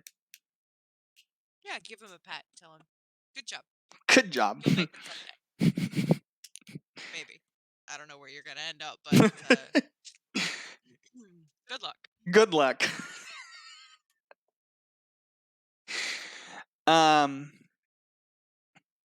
So you guys finish with him, and then you, I assume, move into the castle, and inside you're greeted by a few ethereal attendants of Cassandra, and they beckon you in, and you come upon the throne room. You hear like I would say a trapdoor dropping on the other side of the throne room, and then you're allowed to go in, and you see Cassandra there, and she sees you guys, and she says, "Hello, grand adventurers. Like, you've been successful. Like, I know because I've, been on a little bit of an illithid purge myself recently. So, I've heard them tell tales. Like, I'm very happy that you guys have completed this. Like, not just for me, but for your own, plane of existence. Like, there's a reason that these creatures are locked up here."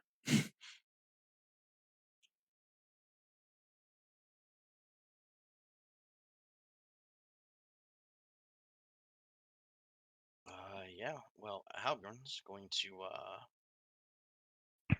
produce from his armor the vial of dust. Illithid dust. Yeah. He's gonna present it to her and say, "This is all that was left of the abomination." And she takes the vial, and she's very thankful for it, and she looks at it, and you see her eyes glow, and she acts like she's pulling something out of this vial. And when she does, she pulls out this ethereal version of the Lich, who comes, is there in front of you guys right now. And she says,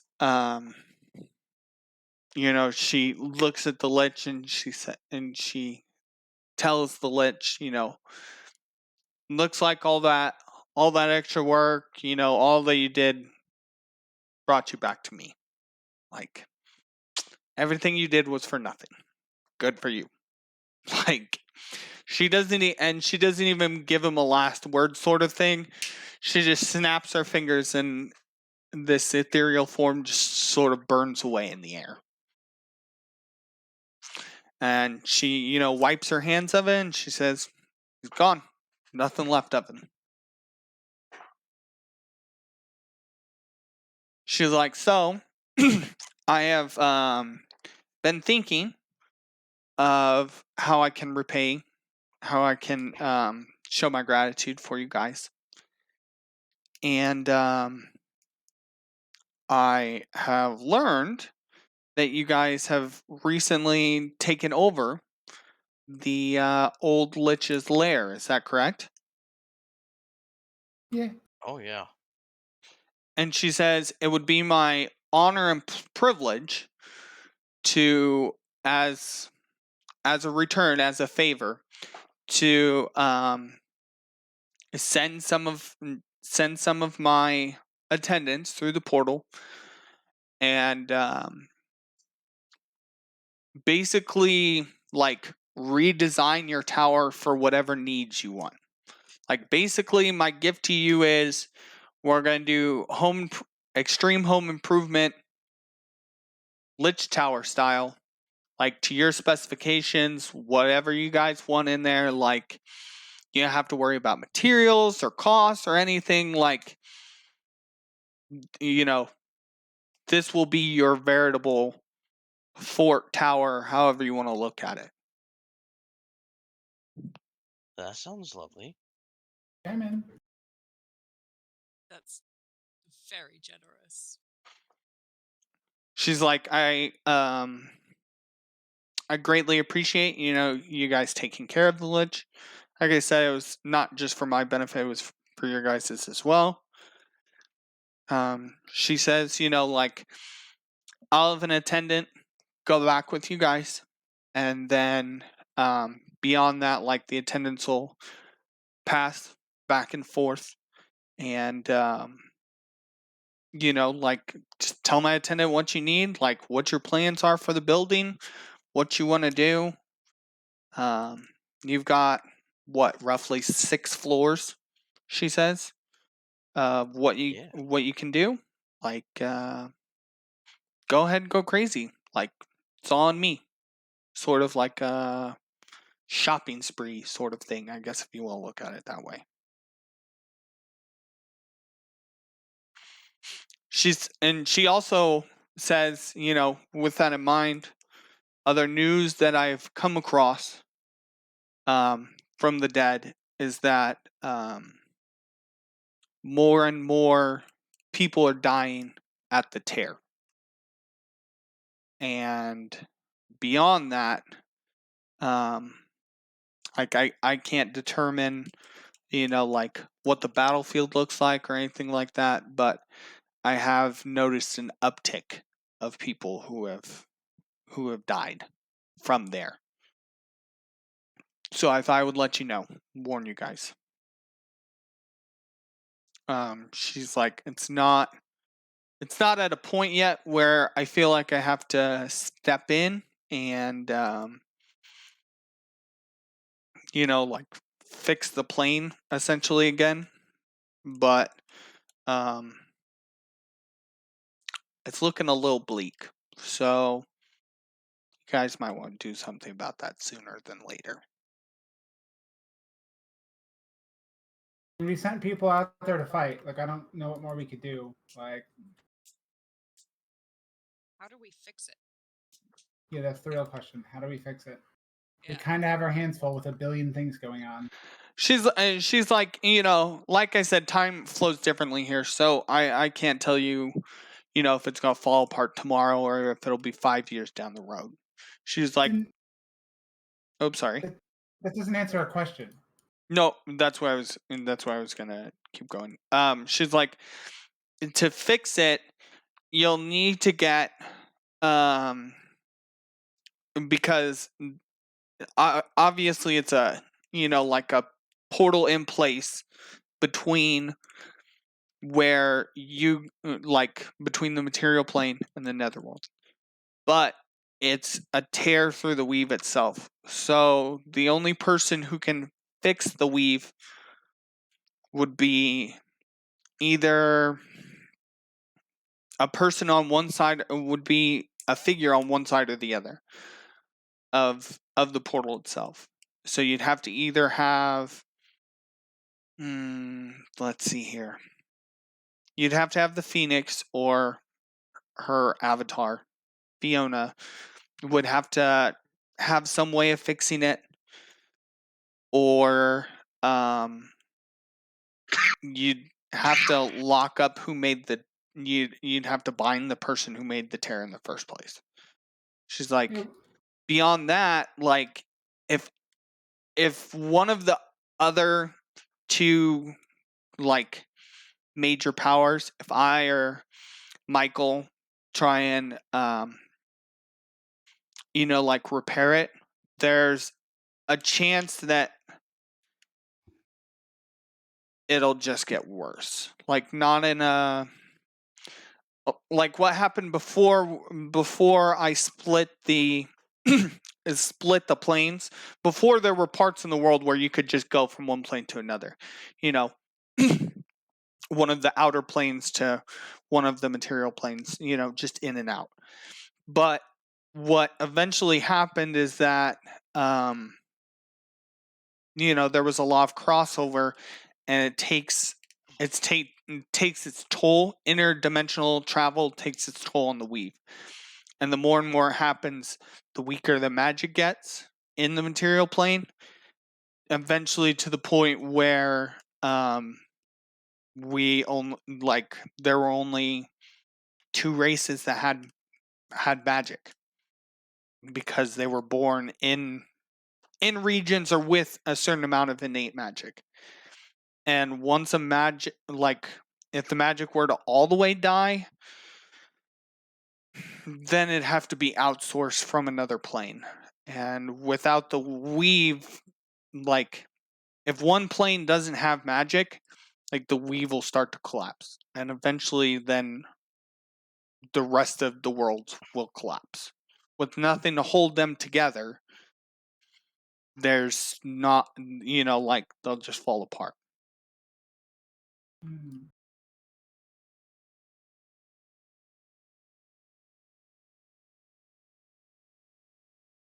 She's like, like, it's true, I could come and, wait for my power to restore there, and then go on, like, and try and patch it myself.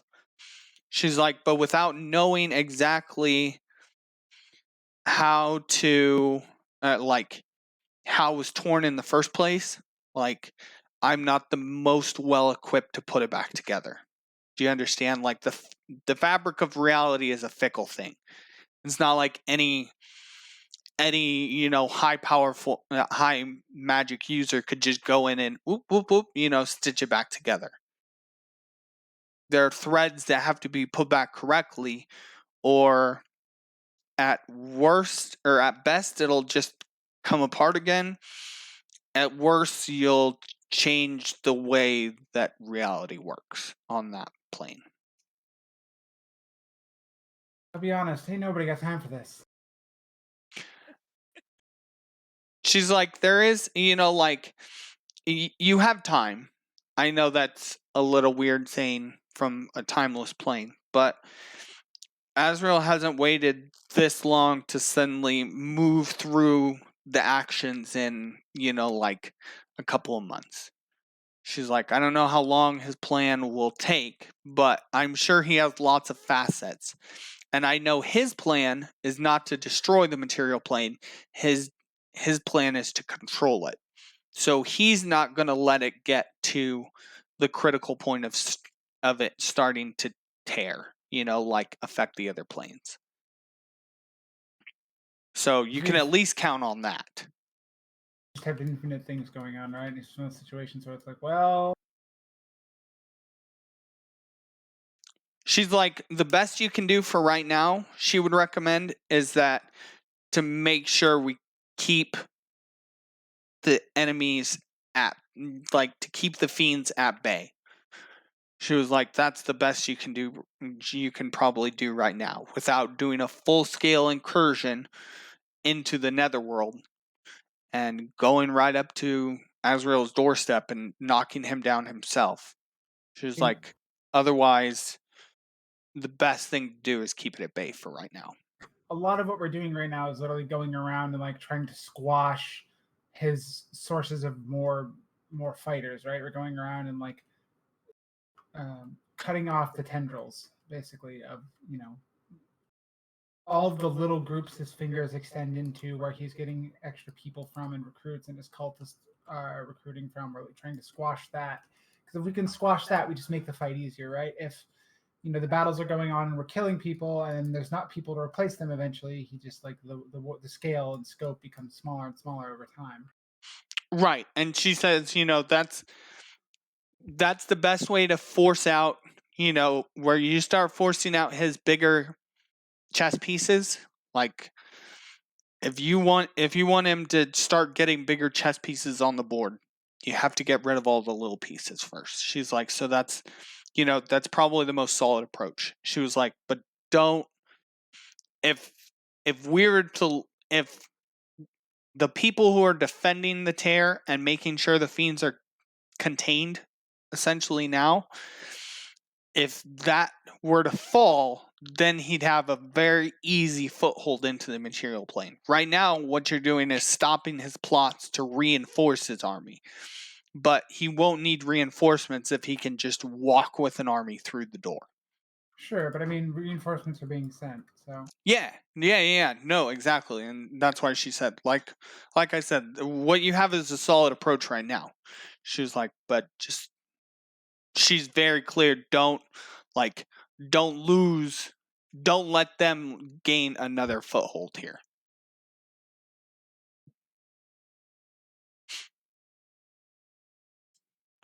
Speaking of footholds, Halbjorn's going to ask her to clarify what it was exactly that she needed in order to be able to enter the material plane at full power again.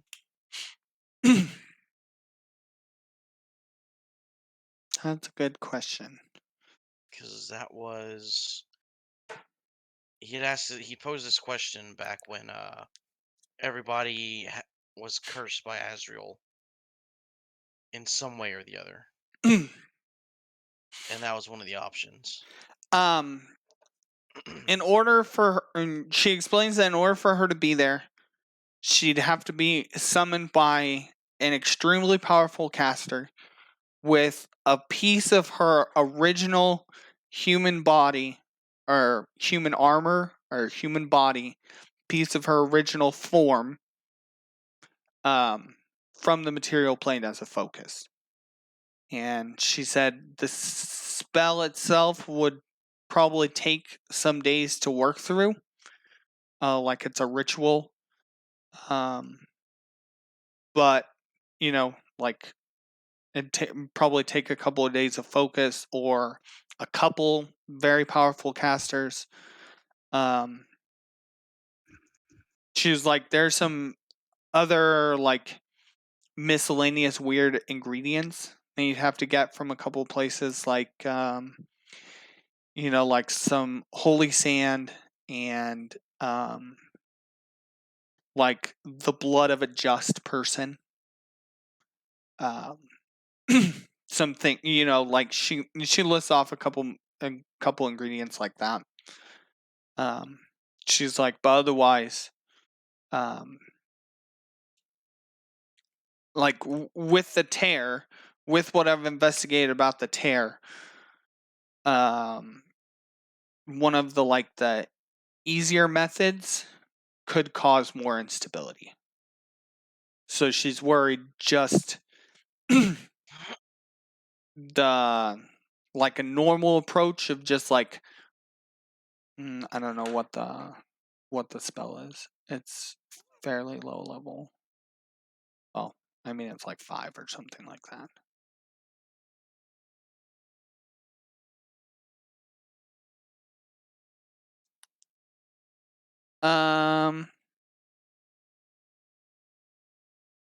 What level spell we got here? Yeah, so 6th level spell. There's an easier way with the 6th level spell of bringing that creature or bringing her to the material plane, but such a what would I say? Using not a very precise way, could and bringing such a powerful force into the material plane could cause more instability. So we would need something like a wish spell or something cast at 9th level. Probably. Okay. Well, he's gonna thank her for that. And he's also gonna ask her if she'd maybe be able to keep an eye out someone, or maybe basically he's got a friend that he's worried about. Her name's Felicity. The last time he got a hold of her, he wasn't quite able to talk to her clearly. He's using a sending stone. Mm-hmm. He's just he's gonna tell Cassandra about how she was a merchant and she used to be their source of basically whatever they needed. And he's gonna show her this dragon scale that Felicity gave to them as a gift. Basically, he's just gonna ask Cassandra to maybe keep an eye out for her because he thinks that she might have a piece in all this, and at the very least, Azrael has his eyes on her because what did he do? What did he do? Yeah, so Halbjorn ended not Halbjorn. Let me try to get this straight. So Halbjorn's little sister, I forget her name, gave her one of Fiona's black books. And Fiona did not receive the book when asked about it, and the other, when the other book was returned to her. Am I right so far? Yeah. Or I mean, at least she acted like she hadn't received it, or she acted like she was in process of receiving it. She was very unclear about how she reacted oddly when you were like, "Oh, this is the second book you should have received," and she was like, oh yeah, sure Really? it was. Yeah, definitely the second one." That sort of thing. Yeah, he would just like to, ensure her well-being. Maybe see her again, see what she might have for sale. Um, so Cassandra says, that I know of Felicity, and she comments that and that Felicity is always running off and getting into things that she probably shouldn't. She says, but she's like, I will keep an eye out for her. She's like, but I don't know where she's at right now either. She's like, she seems to be out of my vision. So wherever she's at or she's being held, she either doesn't want to be found right now, or someone's got her.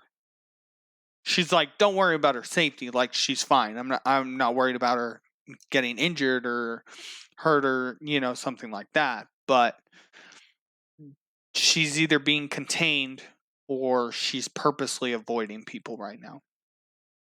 She's like, so I'm not, but I will, like, I have been keeping an eye out for her anyway. Right? Like, Oh. even if you wouldn't have asked, she's already been keeping an eye out for her. I had no idea she had such powerful ties. um, Cassandra explains, she like jokingly laughs and she says, what better ways to find mass amounts of treasure than on the bodies of dead souls?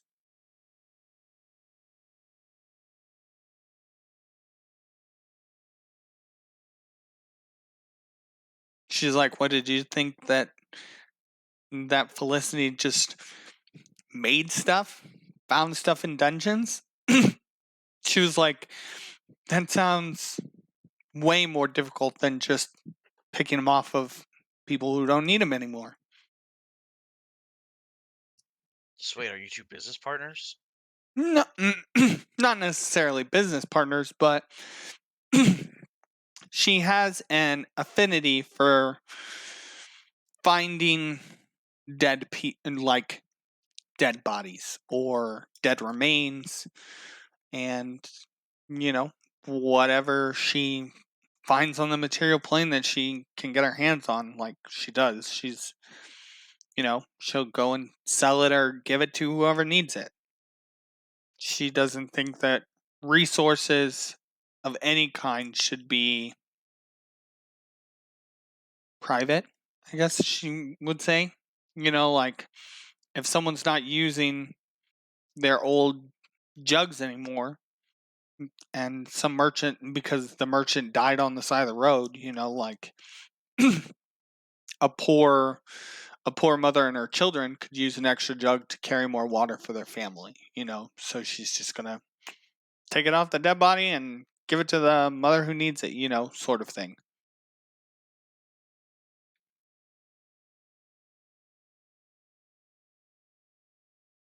I don't know. He's just gonna shrug and try to process that. Because that answered none of his questions and only opened up more.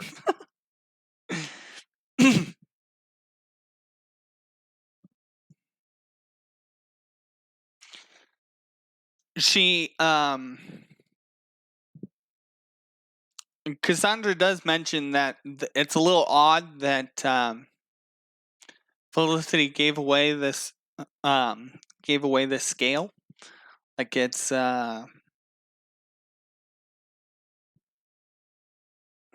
one of her oldest, like, possessions.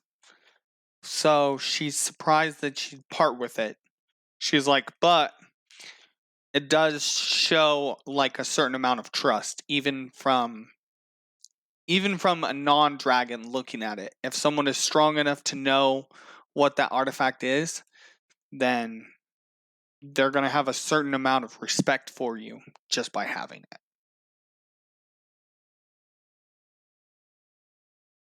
What dragon did she have to beat up to get her hands on that? She says she didn't have to beat up any dragon, like she just found a platinum scale from a platinum dragon, and she's had it for a long time. Probably longer than I've been here.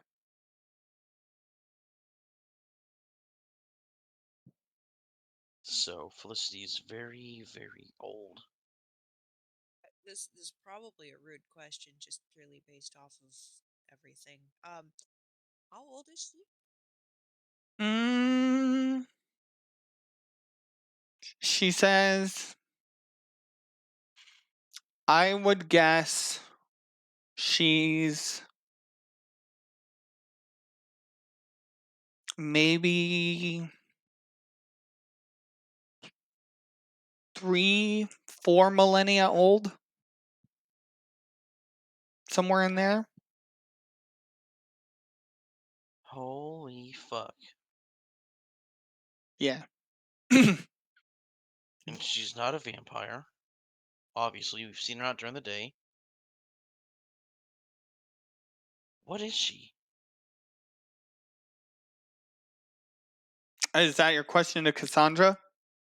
Yeah, it's just dumbstruck. It's like, what is she? She's an Some sort ally. of primordial spirit? She's an ally. It doesn't answer the question. Yeah, She's like she's Felicity. She's happiness, she's joy, she's I don't know, kindred spirit. She's like it doesn't really matter what she is. It matters who she is. And she's good. Mm, kind of a little crazy. Not crazy. A little chaotic. A lot chaotic. But she's good. And that's the important part. See, that is the more important part. It doesn't mean knowing who she is isn't important. Is this one of those names have power situations? This is one of those situations where Felicity is one of the last survivors from a world long past. And how she managed to remain is beyond me. Like, I don't know how she remained how she has remained. She's like, but she is probably tied for, or maybe the oldest person on the material plane. The world that she once lived in no longer exists. You know, like she's what's left of the time before you guys are currently living in. Hmm.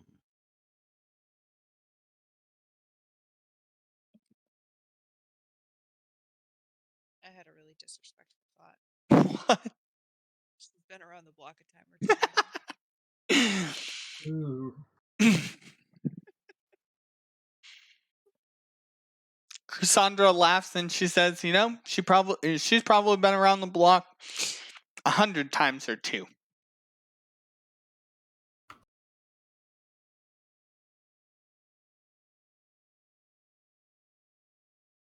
Well, good for her. She's like, "You can trust her to be, you can trust her to be your ally." She says, "But just don't trust that she's going to do things in the most graceful way."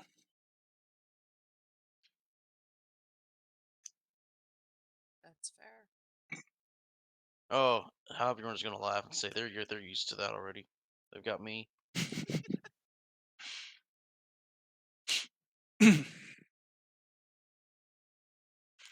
So Cassandra says, "You know, is there anything else that that can help you guys with at the moment?"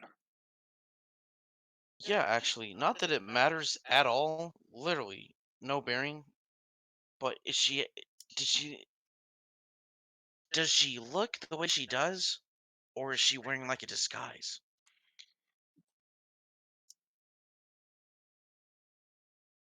Felicity or Cassandra? Felicity. She's like, Felicity takes on whatever form she needs to get what she wants or to live in society how she needs to. Ah, cool. I think a being as accomplished and well traveled as Felicity isn't gonna know how to, shall we say, keep up appearances by now. Well, that was never in question. I'm just wondering what she actually looks like. she or what she would look like without the need to disguise herself and fit in amongst society. if she didn't need to fit in with society, her true form would probably I don't know, be I would say almost indescribable. You know, like looking at the sun. I've done that a few times. Her appearance really would be bright and hurts. her appearance would be brilliant and hard to look at. Not in a bad way. She like Empyrean or something? It says, you know, like she's of a breed that no longer exists. She's the last of her kind, and there will be no more like her. So she her true appearance would literally cause most people to just be like stunned in awe. You know, like unable to react after seeing her. You know, dumbfounded. And she'd have to fix those people so that they could continue to live their lives just because they saw a piece of her.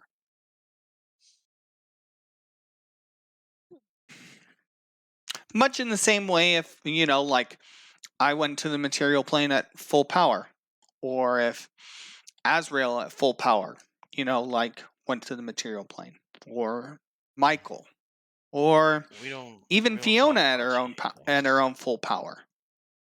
You know, like Felicity is among the gods, you know, like compared to the gods, she's at least older than I am, and probably at least as old as Fiona. You know, like her form and her appearance is so awe-inspiring, and you know, like more than your average person. Even your hardiest of adventure would like feel compelled to bow or kneel or like just be struck with awe at just seeing her true appearance. She's like, that's why she conceals it. And she wouldn't really be able to go wherever she wanted if everyone saw her true form, you know?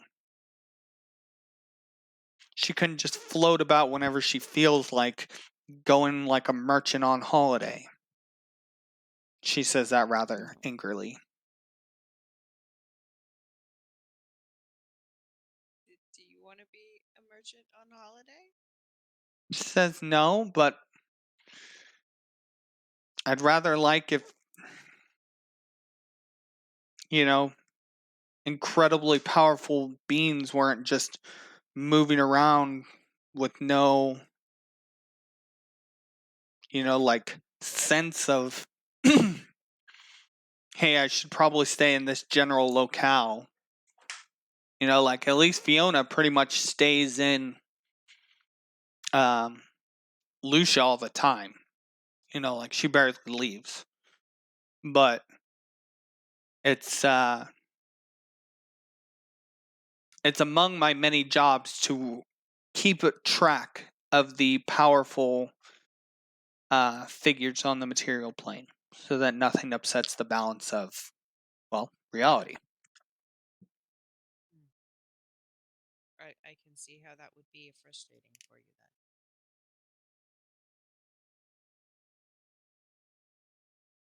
Yeah, we can't make her stay in one spot. Neither can I. She sighs. Neither can I. What do you do with a problem like Felicity? You could marry her. That's not going to tie her down either. She's been married and divorced half a dozen times. Probably Yeah, but has she been married to a goddess? I don't know. Maybe, maybe not. Once there were more of us, like once there were more gods, so maybe. But like what are we besides like humanoids or other creatures from the material plane who have just ascended beyond our form.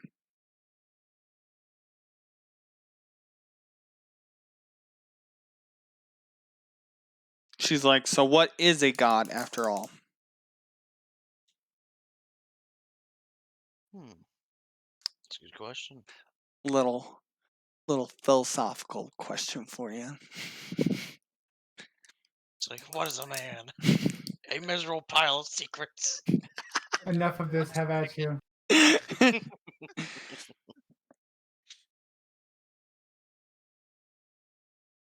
Well, if we happen to see her before she sees you, we'll let her know that you're quite upset with her, and also to holler at you. She says, "Good." That, and she's like, I am worried about that little scamp. It's been a while since she's been obstructed for this long from my view.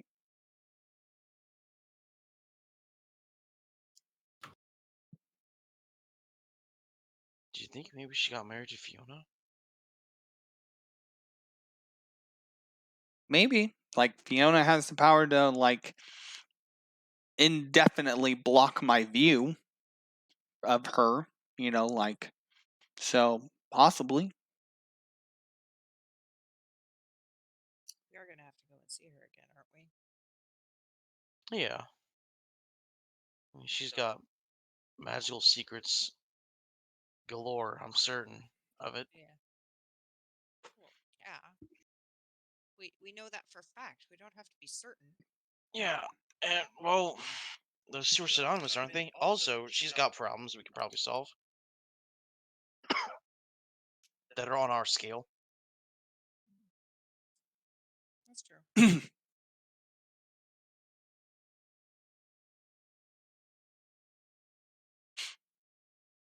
She says, if you have no other questions, like, I can send you back through the portal. She's like, I've controlled the flow of time enough that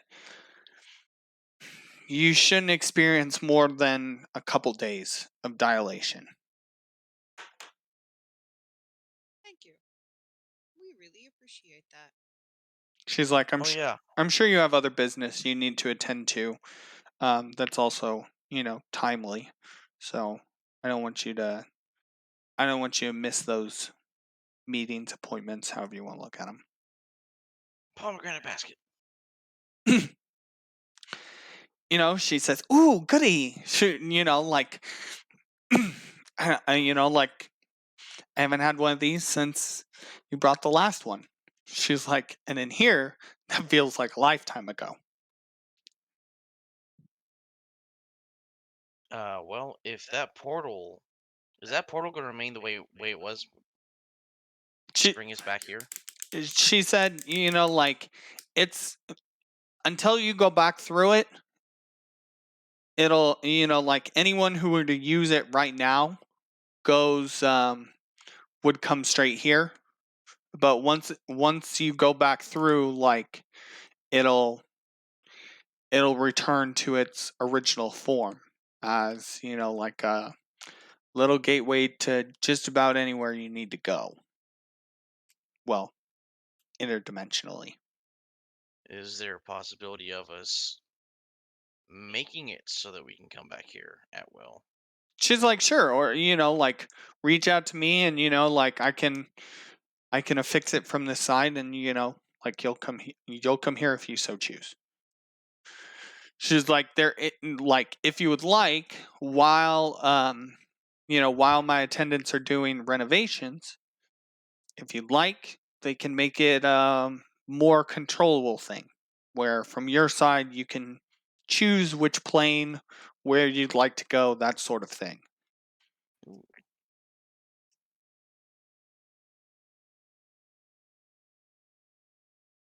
Well, the point he was trying to get to was, regular pomegranate deliveries.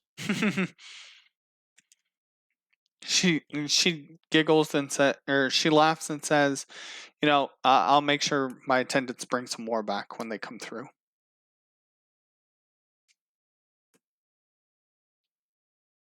All right, well, that's all he had to say.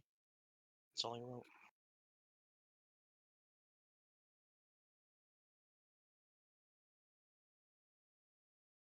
Anybody else? No. I got nothing. Okay, so she sends you back.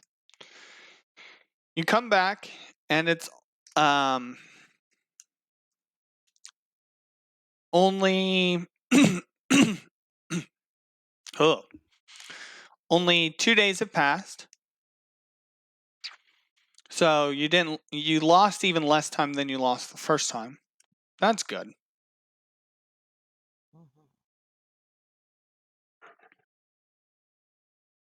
It is now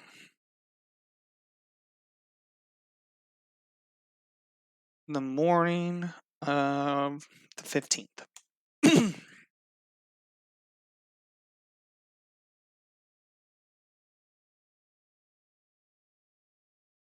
What's the plan now? All right, so the next meeting is on the 20th. Yep.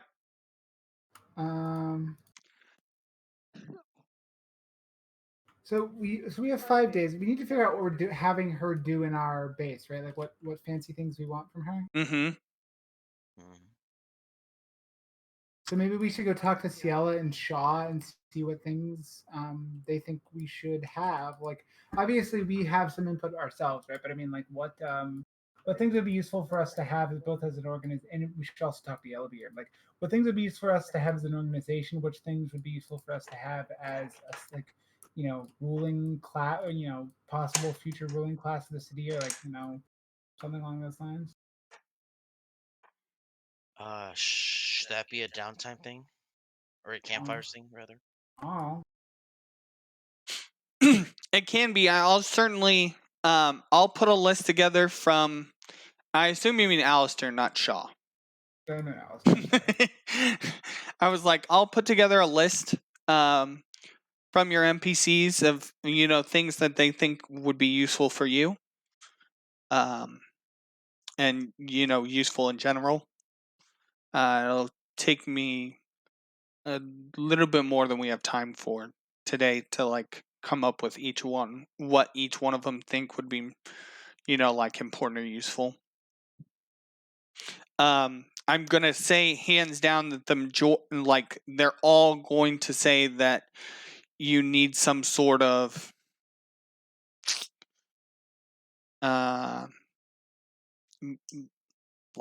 larger defense sort of thing. Because right now the towers, like the enchantments and stuff that were on the tower, are enough for the tower, but it'd be worth extending that protection over more of an area. Or at least the ability to watch for threats over a larger area. Yes, Big Brother. Big Brother.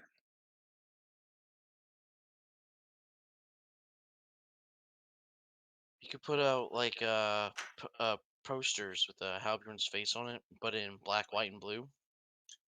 Sorry, red, white, and blue. And it'll say, Big Brother is watching.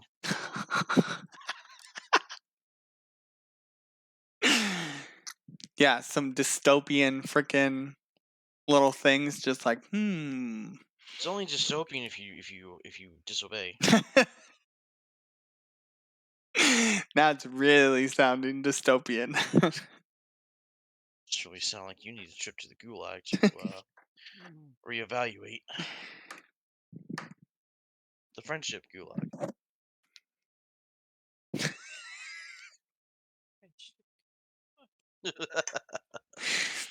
Okay.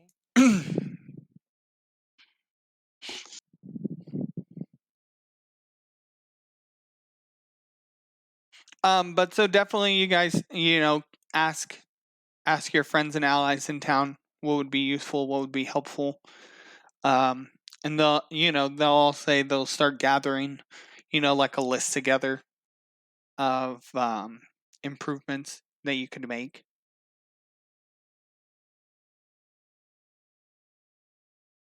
Okay, so I mean that I feel like that is.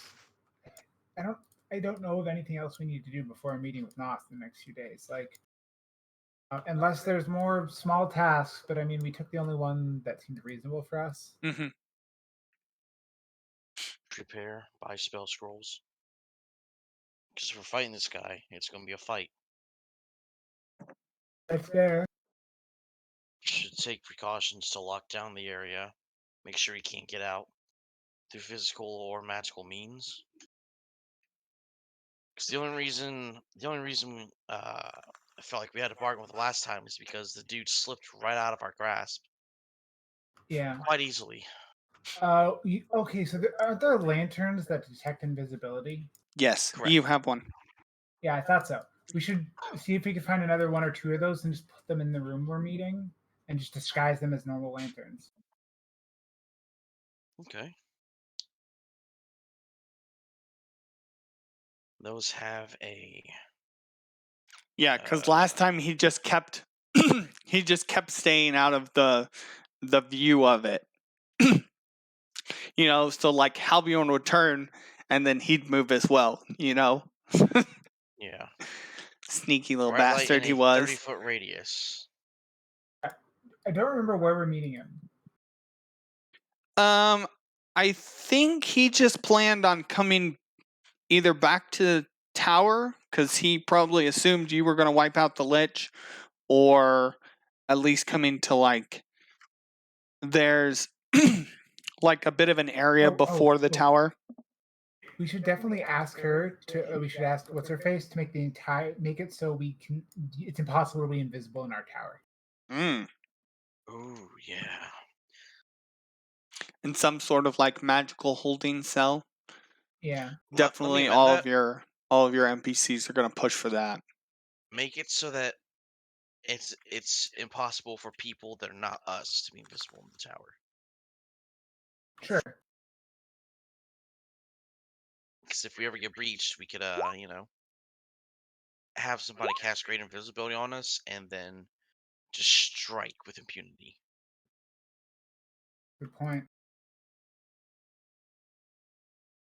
Probably want some sort of like protective warding so you can't just like warp into our tower from another plane. Yeah. Protection from divination would be good as well. Oh boy.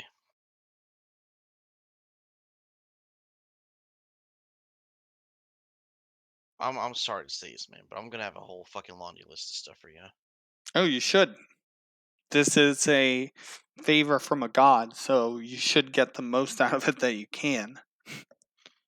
I would expect nothing less from you guys if you didn't get the most out of it that you could. I think you'd be vastly disappointed. I'd just be like, you guys, I gave you a super cool base for you guys and gave you all this freedom to do whatever you want, and you're like, just put spikes on the end and put some alligators in the moat and we'll be good. That sounds like a fucking Halbjorn sense of bravado sort of thing. It's like, yeah, we don't really need more than that. Excuse you. Twice as many alligators. Twice as many alligators. Here, first of all, we want some of these. Don't know how she's gonna make it happen, but you know.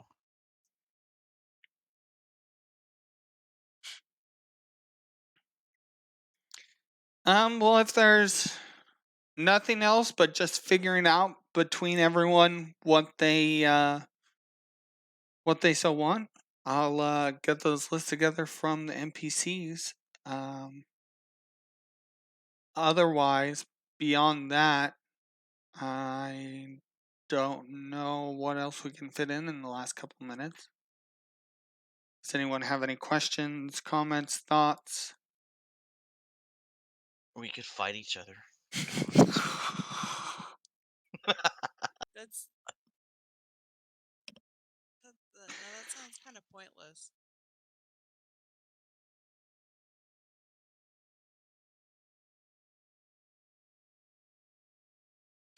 See, Yeah, now this isn't a complaint. Just a note. This group, I brought up the idea of fighting each other just for fun, and y'all were like, "What? No!" The other group I'm in, you even mentioned in passing, and they're like, "Yeah, let's fucking go."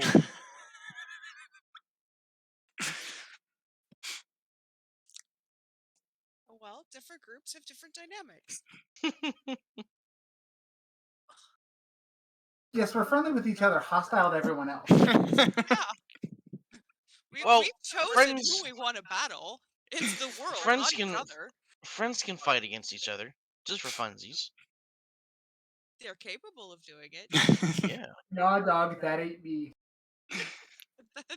But I don't necessarily want to get wounded by my party member before I have to go into a fight. Oh well. It'd be really Actually, shitty if we had the variant rules on on resting. Jesus. Oh, those are rough. A week for a long rest, Mm-hmm. a day for a short rest. You're fucked. That would suck. So Yeah, it really, really makes you more conservative with your resources. It's mostly designed for people who play the campaigns where they do like one big fight per adventuring day, and that doesn't really work if you use the long rest every day. It just means you have one big fight where everyone just drops all their super powerful abilities, and then the fight's over, and that's every fight. It becomes kind of boring, honestly. Right. Nope, that's not how we played it. We played it like normal 5e. The Big- problem is the way I just described is how most people play 5e. Like I wish it weren't, but it just literally is, and it's actually horrible. Oh, it really is. I've been itching to fight something in this campaign so bad. Like we were spoiled with fights, and now we're just information gathering. and soon we'll be back to fighting. Yeah, soon you'll be Yes. back to fighting. Back to our natural state. Just have to learn how to be patient. It's just not all things can be accomplished with swords.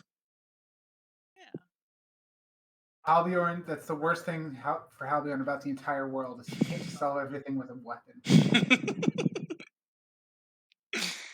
I mean, he could. It's just there'd be a lot more bloodshed involved. All right, folks, it is after 1, and I am starving, so I'm gonna eat some lunch. I will catch you guys next week. Farewell. Take it easy, care. man.